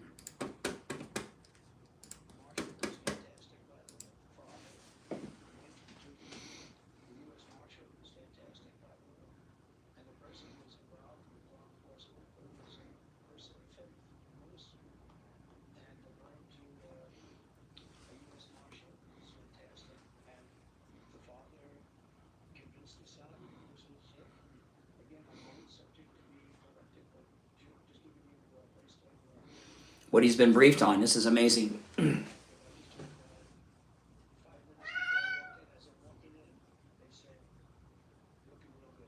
They got him. I mean, this is great.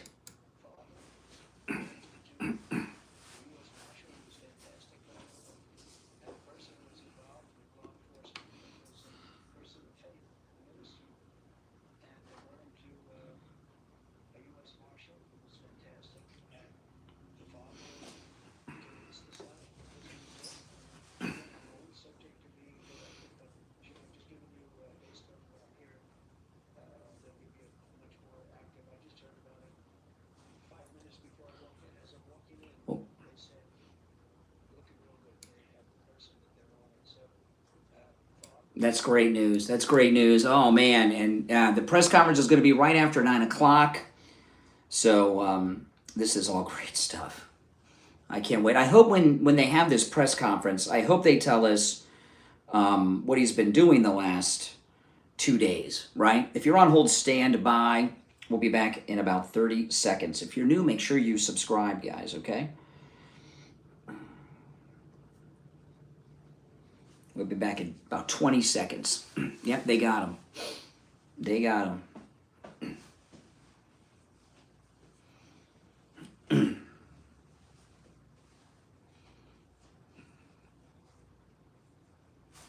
Stand by.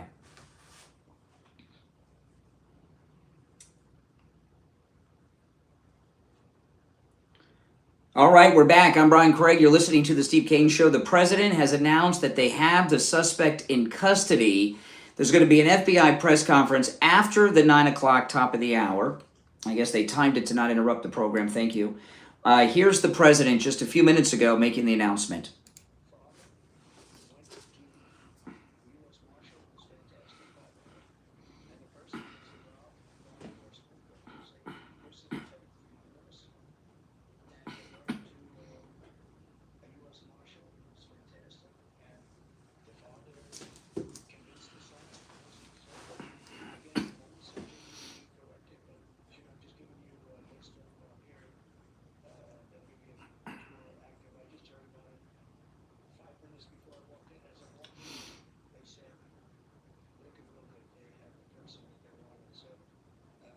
There you go. I mean, this is all exciting, exciting. We got him. We got him. Good news. I'm glad this...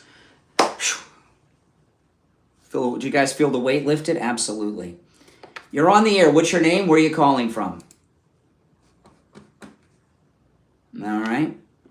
You're on the air. What's your name? Where are you calling from? You're on the air. What's your name? Where are you calling from? This is Jim from Pennsylvania. Hey, Jim. I just can't tell you that I was just watching President Trump. I know, we live got him. in- I just played it. I know. He announced we Okay. got him. I appreciate it. Take care. All right. Yeah, this is a longer version of the president's announcement.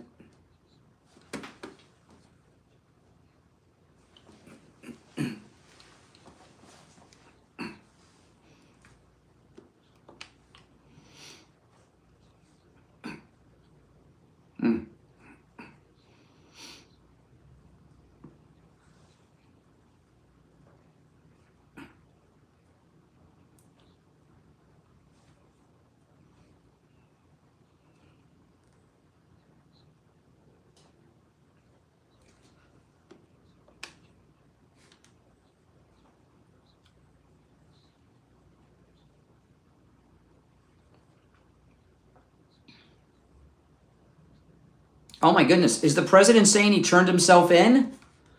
Let me rewind that. Did the guy turn himself in with his dad?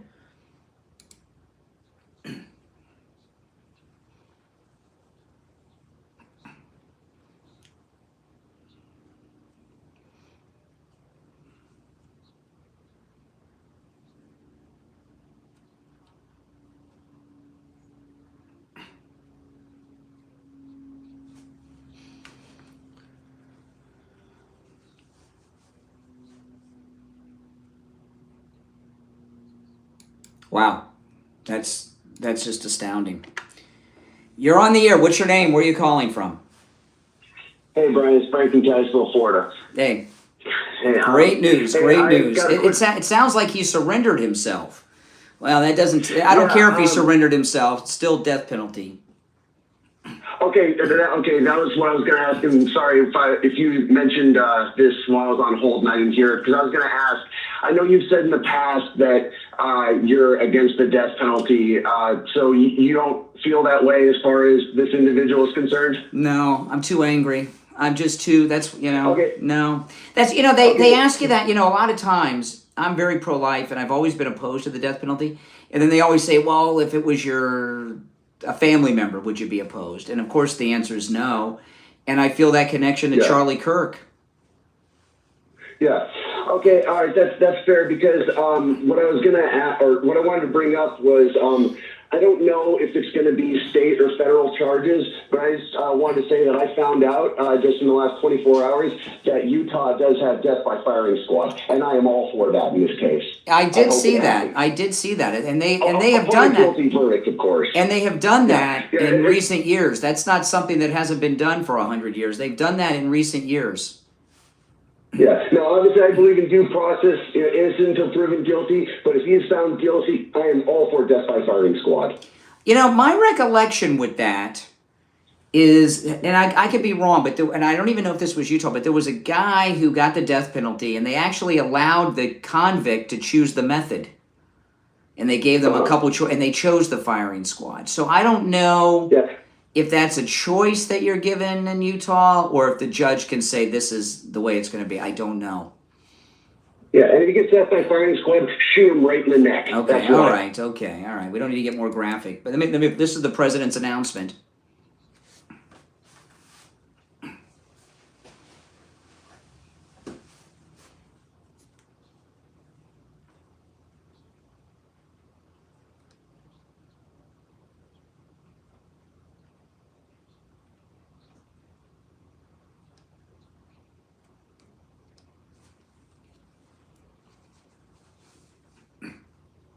Okay, so it sounds like the minister recognized the guy, called his federal marshal friend, and then they called the father of the assassin. That's what it sounds like.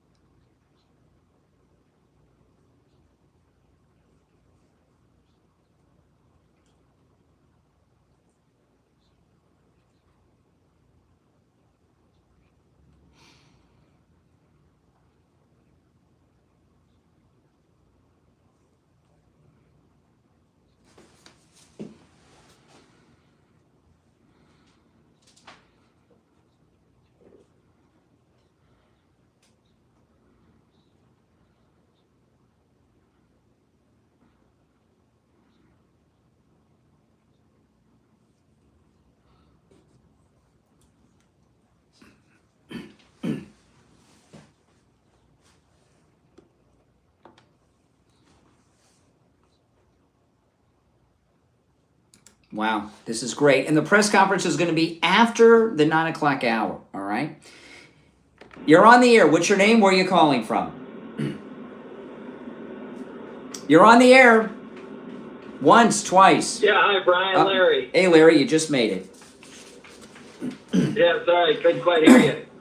So that case of the man that selected his own death by firing squad was Gary Gilmore in Indiana back in 1979. I was in high school, and they put out applications for people that wanted to be on the firing squad. You know, I remember that part of the story. Yeah, I've heard this. What state was this? Indiana. Indiana. Yeah, this sounds very familiar. Yeah, that's crazy. Yeah, I got a friend at school applied, and the deal is that I'd say they have 12 people shooting guns, but not all of them have a live round. That's right. So you don't So that know. they can't go. They can't go back and charge somebody with his murder. Or I always thought they did that so that no one knew if they were responsible for the death, to take a burden off. But you know, Yeah, when you probably fire, that as well. when you fire a round that's not live, you know. Everybody knows which Gotcha. one's the right one. Mm-hmm. Yeah. Yeah. I'm so glad they caught him, and I'm so Heck yeah. disgusted that this even had to happen. Great Oh, show, yeah. Brian. Well, thank you so much. I want to talk about Coastal Weight Loss Secret. You know, with Coastal Weight Loss Secret, you can lose 10 to 20% of your body fat just in 60 days. In the first 3 weeks, I lost about 20 pounds. And remember, 0 exercise. Eating foods I would normally eat. I didn't starve myself. I didn't go hungry. No shots. I can't believe people get injections to lose weight. That's crazy town to me. And no prescription medications either. And and you guys have seen my miraculous weight loss. Those of you that watch me on YouTube, you can go back and look at what I look like in January, beginning of January, and then look now, right? I mean, I have just lost so much weight. I got my face back. I weigh what I weighed 29 years ago. My stomach is flat. I've lost inches off my weight. It's absolutely amazing, and I feel great. I've cut my coffee intake down by 50%, and frankly, a little bit more than 50%. It seems I'm not drinking because I have more energy, and my results are typical.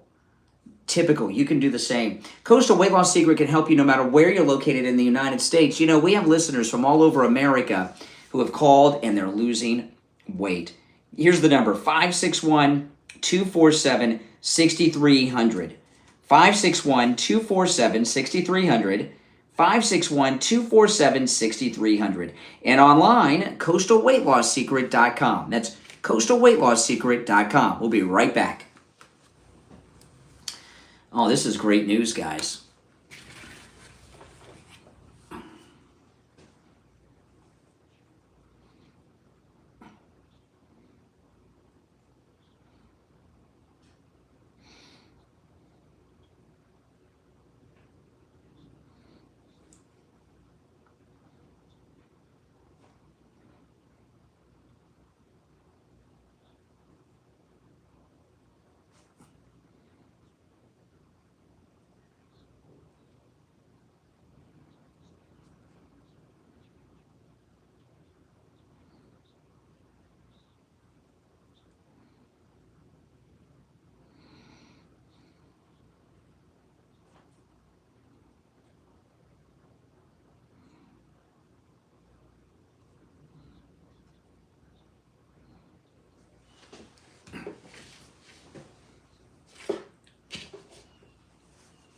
Wow, this is so freaking-tacular. I am so excited this happened. Let me see, I got another account here. We're going to be back shortly. Let me see here. I'm going to play this one when we get back. Let's see if we get more information, because some of these reporters may actually have a source, if you can imagine. All right, we'll be back on the air in 1 minute.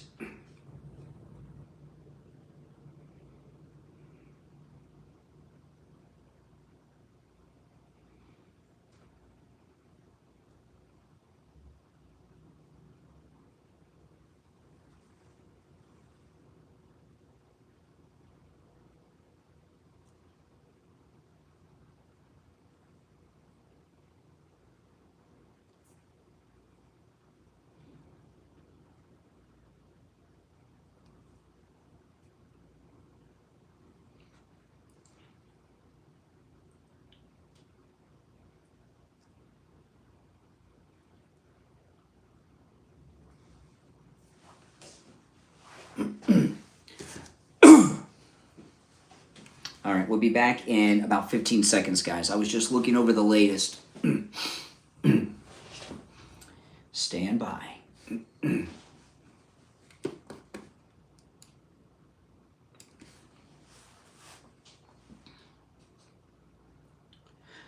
All right, welcome back, everyone. I'm Brian Craig. You're listening to Florida's longest-running radio show, The Steve Kane Show, on the radio since 1977. If you're on hold, hang in there. If you'd like to call in, please do. Our number is toll-free, 1-888-465-2631. The president has announced the Charlie Kirk assassin is in custody, and the way he described it is if there was that he surrendered himself. This is ABC News. I want to see if they've got this just dropped with ABC News. Let's see. There's going to be a press conference right after the top of the hour. So in the 9 o'clock hour, there's going to be an FBI press conference announcing everything. But let's see if ABC News has a little bit more information. And if any of you have heard any specifics about the assassin, other than that he's been captured, call me. Let me know what you've picked up.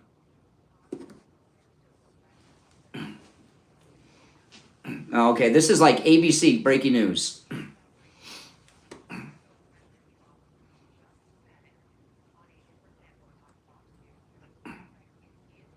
All right.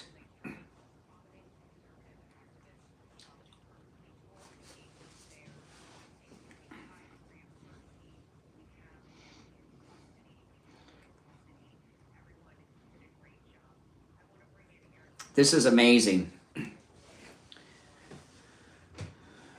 Oh, let's see if we got something more here. ABC News.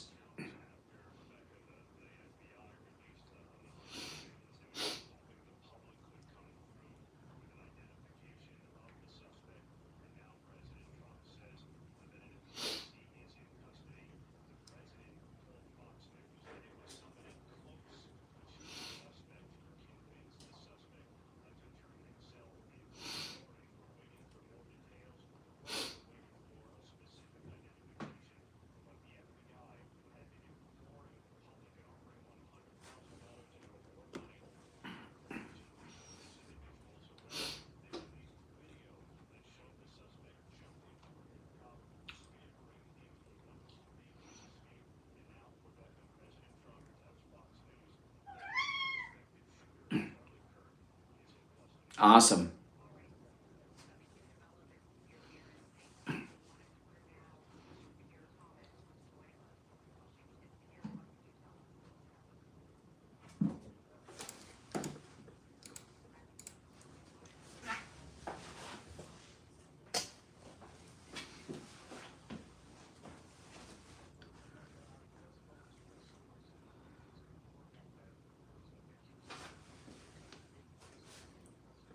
I think this ABC News reporter's source is our source, is watching President Trump on Fox. That's what they call a source now.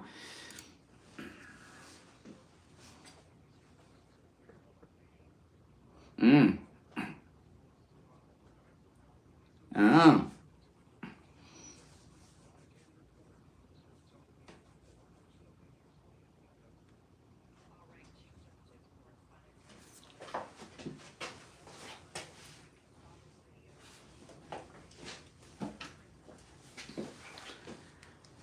Okay, so that they are just they're calling sources the president. So let's go back to the so we got a second a little bit of analysis there from ABC News that the assassin surrendered himself. So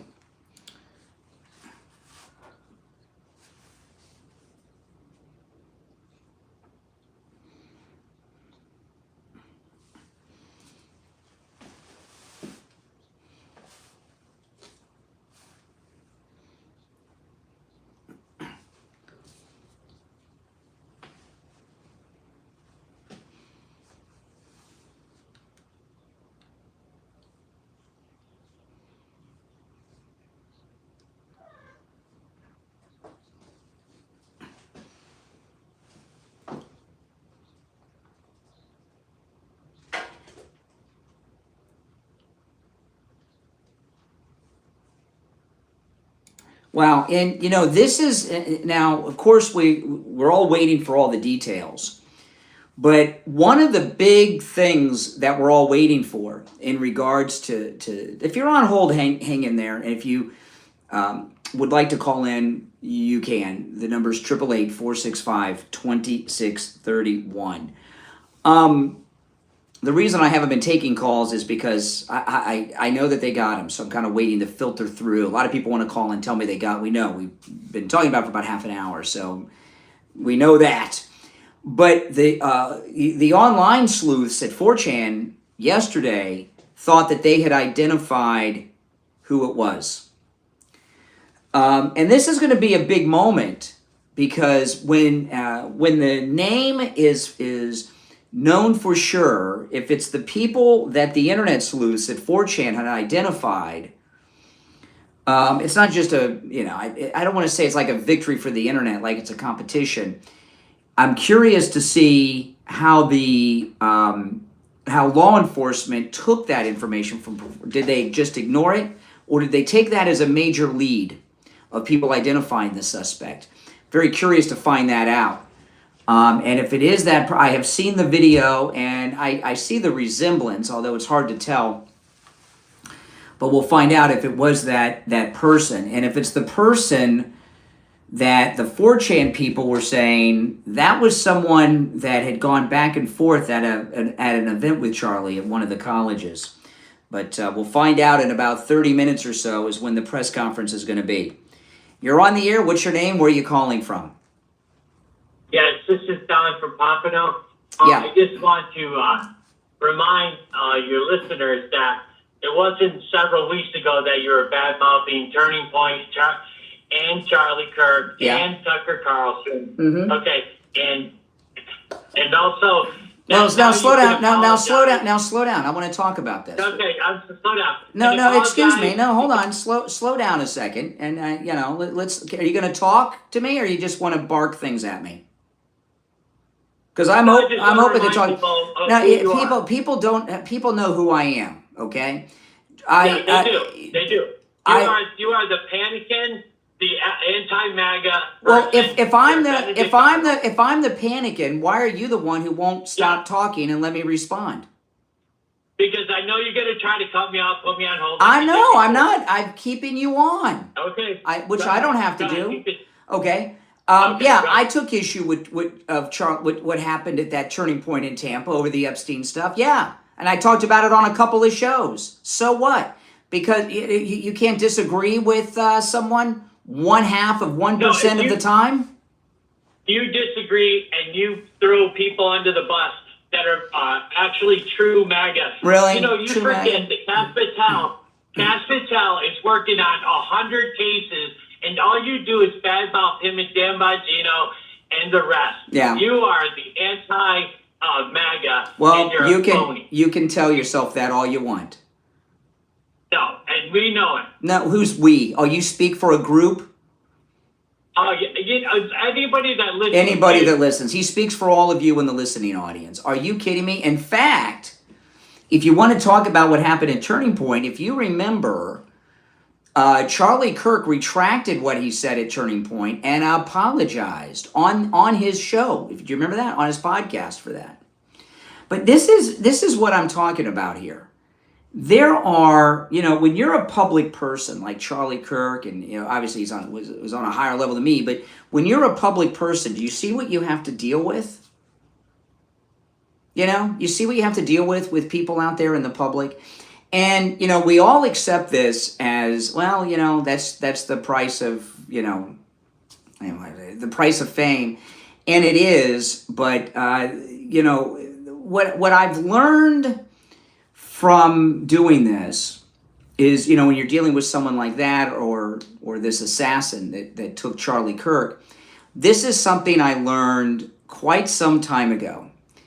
And it's when I had an incident with someone in the audience who was threatening, a very threatening person, and I had to go to the police about. And they got angry and said to me, "You want to be out there? This is what you effing deserve. You effing get what you're out there. This is what you." And I realized, and what I realized with the weirdos in the audience, like that guy, this assassin, this person I just told you about, when you're a public person, these weirdo people, they don't realize that you're a real human. I know that sounds crazy to people, but they don't think you are a person. They think that you're like an inanimate object. And because you're not a person and you're an inanimate object, they feel totally justified in doing and saying whatever they want to do or say. And this is just, when I've had problems with people over the years and threats and things like that, it took me a long time it doesn't make it better, okay? But that's the way it is. So if you're just tuning in, they have the assassin in custody.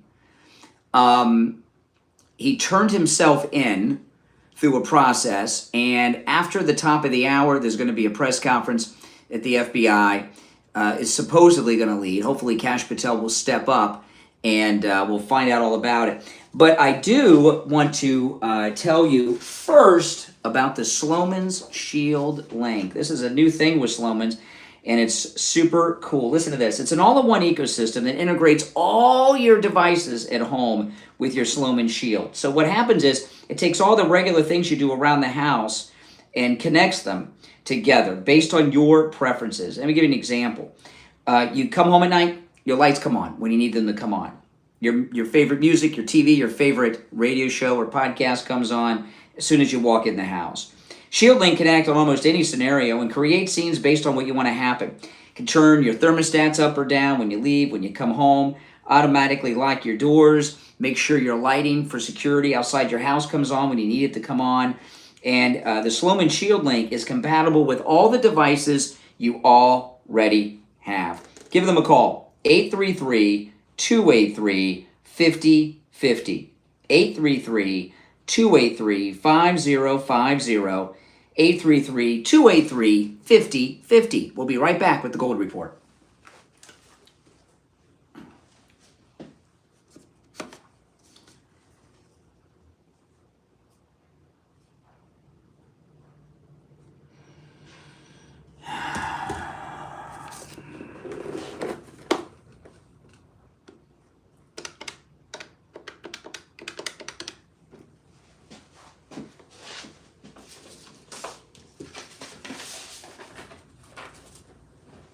Hey there, hold on.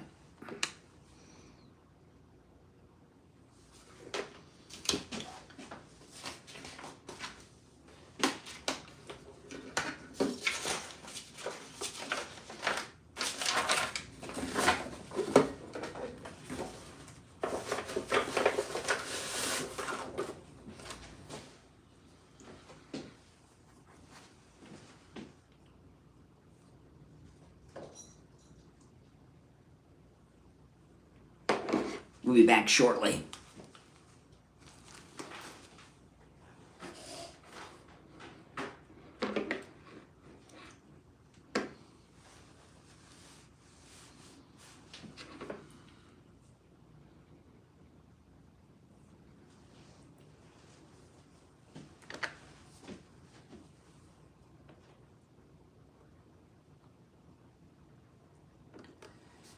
All right, welcome back, everyone. It's the Steve Kane Show. I'm Brian. It's time to check in with William Youngerman from the offices of William Youngerman Incorporated with our final gold and precious metals report of the week. William Youngerman, how the metals ending up the week? Metals are going to end up, looks like, much higher. The market yesterday pulling back on gold, but all the rest of the markets were pretty much up. Gold trading in a range of $3,614 to $3,648 yesterday, and closing out the day just down $6 at $3,633.20 the ounce. Silver, the big gainer and pushing really fast ahead now, doing some catch up with gold. Silver was up 41 cents yesterday at $41.47 the ounce, higher even more this morning. Platinum lost $12 yesterday at $13.79, and palladium was up $13 at $11.89. This morning we've seen gold trade in a range of $36.30 all the way up to $36.58, and right now we're at $3,640 the ounce. That's up $6.80.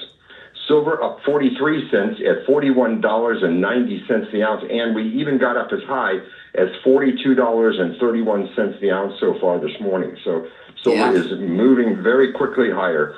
Platinum up $11 at $1,390, and palladium up $31 at $1,220 the ounce. So all of the metals up nicely this morning. Absolutely. And, silver really, really taking off. Platinum and palladium starting to play catch up also to gold. What would, when it comes to silver, what are some of the best buys today with silver at these great numbers? 100-ounce bars are still a great value, and of course 90% silver bags we have at just the silver value, spot value for no premium on 90% silver. Really? Coins. And so we have great values on all of the silver products and in stock for immediate delivery, and that won't last long. We're starting to see a lot of retail buying coming into the marketplace, and a lot of products are literally disappearing from the shelves of many of the suppliers. Many of the wholesalers are totally out of things like gold eagles and a lot of other things. So products are starting to disappear, and supply chains are going to have to start pumping up the minting processes on these products, and that means we're going to see much higher premiums on these coins that we've been telling you have had such low premiums. I truly believe that you're going to see much higher premiums on these products going forward. Well, but at William Youngerman's, everything is in stock, and you know, when the supply back during the lockdown period is when we saw some of the premiums get high because supplies got short during the shutdowns. You know, so we've seen that in the past. That's right. Yeah, so you want to go in and buy, and I got to tell, everything's priced good, but when I hear silver at spot price, which is the 90% silver, guys, that's like the best sale you can get on the metals.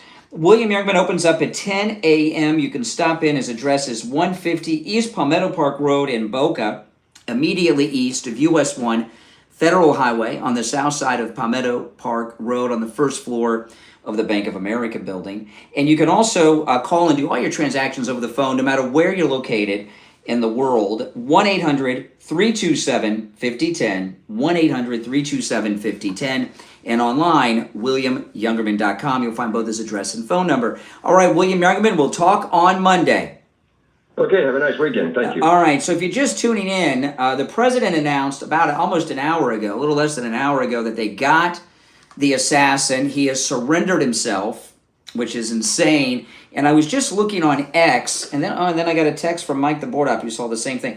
Now this is unconfirmed, but I just saw on X that the assassin is not the 4chan guy. That it's someone else.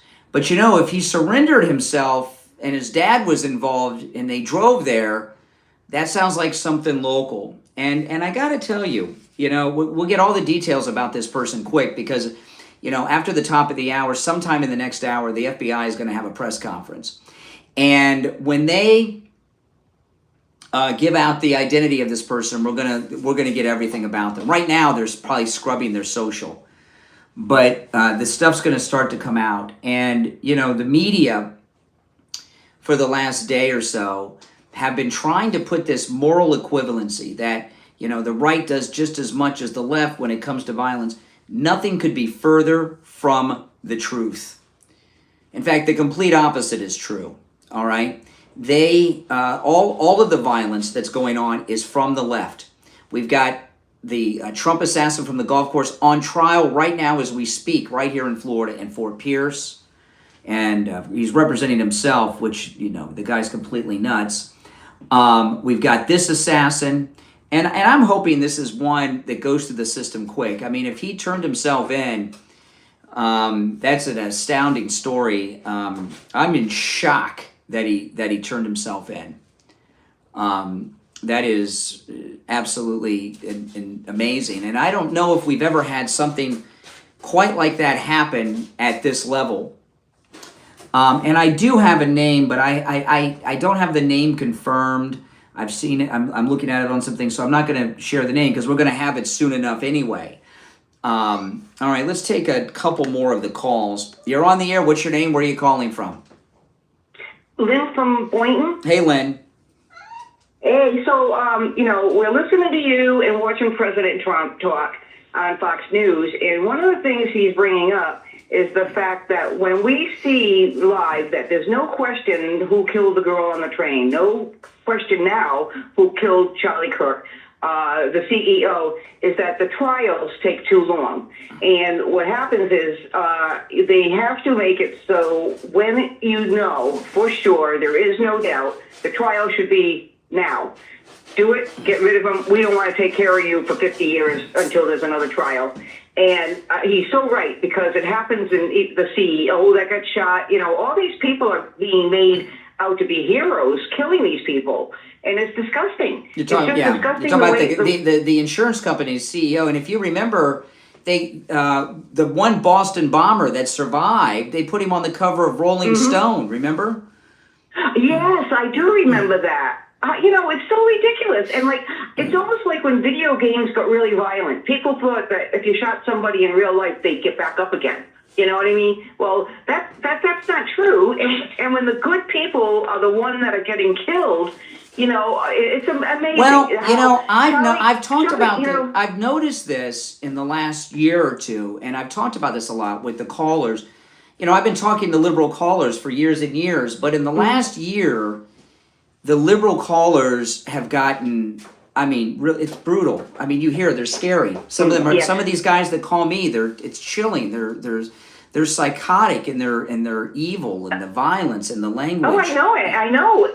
And how they, when they talk to you, well, you know, they're just very disrespectful. And I don't care, you know, if your mother spanked you when you were 4. I don't care. You know, that has nothing to do with the mental illness or anything. It's all excuses and lies, and it's just so it's the about bad people can overtake. It's about a few things. One of it is what you were talking about. With video games and social media, they don't have human interaction. Remember I was talking when a lot of people that, almost in every instance where I've had people that were threatening to me, and I've had a lot of this over the years, okay? And sometimes it's gotten serious. They don't think you're real. They don't think, when somebody's like a celebrity, like Charlie Kirk, they don't think you're a real human. It's a hard thing to understand, but they dehumanize. And with all the electronics and social media, people that are under 35, maybe even 40, but under 35, don't have human interactions like you or I did growing up.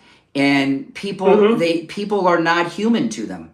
And in so many ways. Plus, the left have been jazzing up in this hate group of people against conservatives like nobody's business.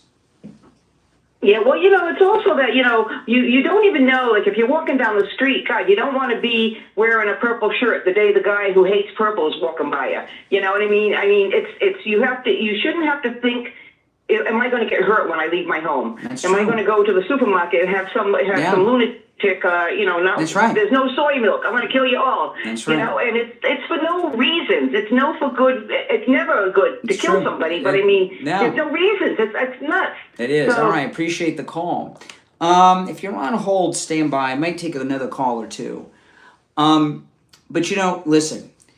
We're going to, by the end of today, I'm guessing we're going to have all the information. And I'm going to, you know, I know a lot of you follow me online and on YouTube. If you don't because I'm going to be live covering this all weekend long on my YouTube channel and on my podcast, guys. So make sure that you follow me there and keep in touch with me through the weekend, because I'm going to be covering all this as it breaks all weekend long on my YouTube channel. Brian Craig Show on YouTube. You're on the air. What's your name? Where are you calling from?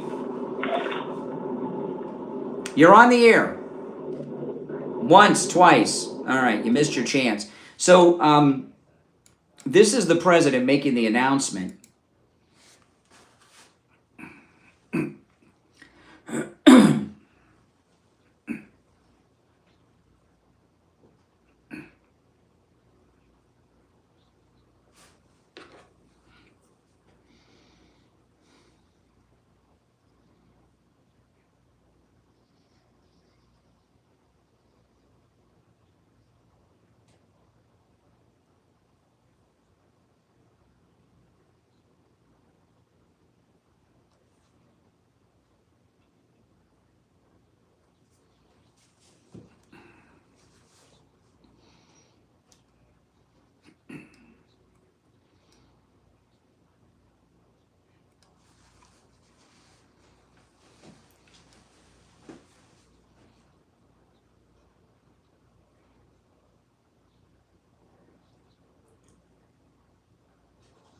Yeah, and this is, if you remember the Unabomber, his brother turned him in. And then it turned out he didn't look anything like the sketch, right? Kaczynski. So the way this came down, I mean, this is the best scenario because obviously, I think most people, including myself, we assumed either they were totally gone out of the country and gone, they were holed up somewhere and would end up taking their own life, or there'd be some violent shootout that could be unpredictable. So none of those things happened, and we're going to have the guy, and thankfully he didn't get to take the coward's way out. And this is an important thing. And I do they televise trials in Utah? Federal trials are not televised. And if they televise trials in Utah, which I don't know if they do, they should not accept a plea deal. They should take this to trial. They're going to want to make a deal because he turned himself in. No plea deal.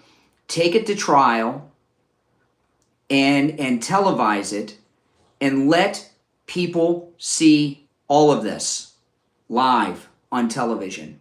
Okay? The whole process with the witnesses and all the evidence. And doing that would help send a message to not do this again. And also let us know who is responsible for riling this person up. So the press conference is going to be in about 20 or 30 minutes. Hopefully they'll just start giving us everything then. I really hope that they do. Now I want to tell you guys that Mike Lindell, the great Mike Lindell, who was given his phone back by the FBI a couple weeks ago, incredible deals going on right now. Go to mypillow.com. Use our promo code Kane at checkout, K-A-N-E, for huge savings. Right now, the premium MyPillow is just $24.98. It's normally $69.98, so it's a huge discount. And the free shipping order is still in effect. Also, the 6-piece MyPillow towel set I've been talking about the last few days because they've been out of stock. They're so popular. They are back. The 6-piece MyPillow towel set, $30 off with our promo code Kane. Just $39.98. Normal price is $69.98. You can use our promo code Kane on all the specials site-wide. In fact, if you go to the outlet clearance section, you can save as much as 80% on some of the most popular MyPillow items with our promo code Kane. And the free shipping offer is still in effect. So go to mypillow.com, use the promo code Kane at checkout, K-A-N-E, for huge savings, and the free shipping offers there too. All right, guys, it's been a rough week, hasn't it? Oh boy, but you all in the audience have gotten me through it, and I do appreciate that. Again, I'm going to be online all weekend long covering all of the developments with this. I'm so happy that they got the assassin. My name is Brian Craig. You're listening to Florida's longest running radio show, The Steve Kane Show, on the radio since 1977, celebrating 49 years on the radio. It's been a great news to end the show with. Take care. Thanks, everyone, for tuning in. God bless. Charlie Kirk. All right, guys. Thanks, everyone, for tuning in. The rest of you guys on hold, I'll be back later in the day when we have all the information, and we'll podcast this afternoon with all the updates. So if you're new, welcome to my channel. Make sure that you subscribe and click the notification bell, guys. All right? I'll see you later. My name's Brian. This is where MAGA comes to talk.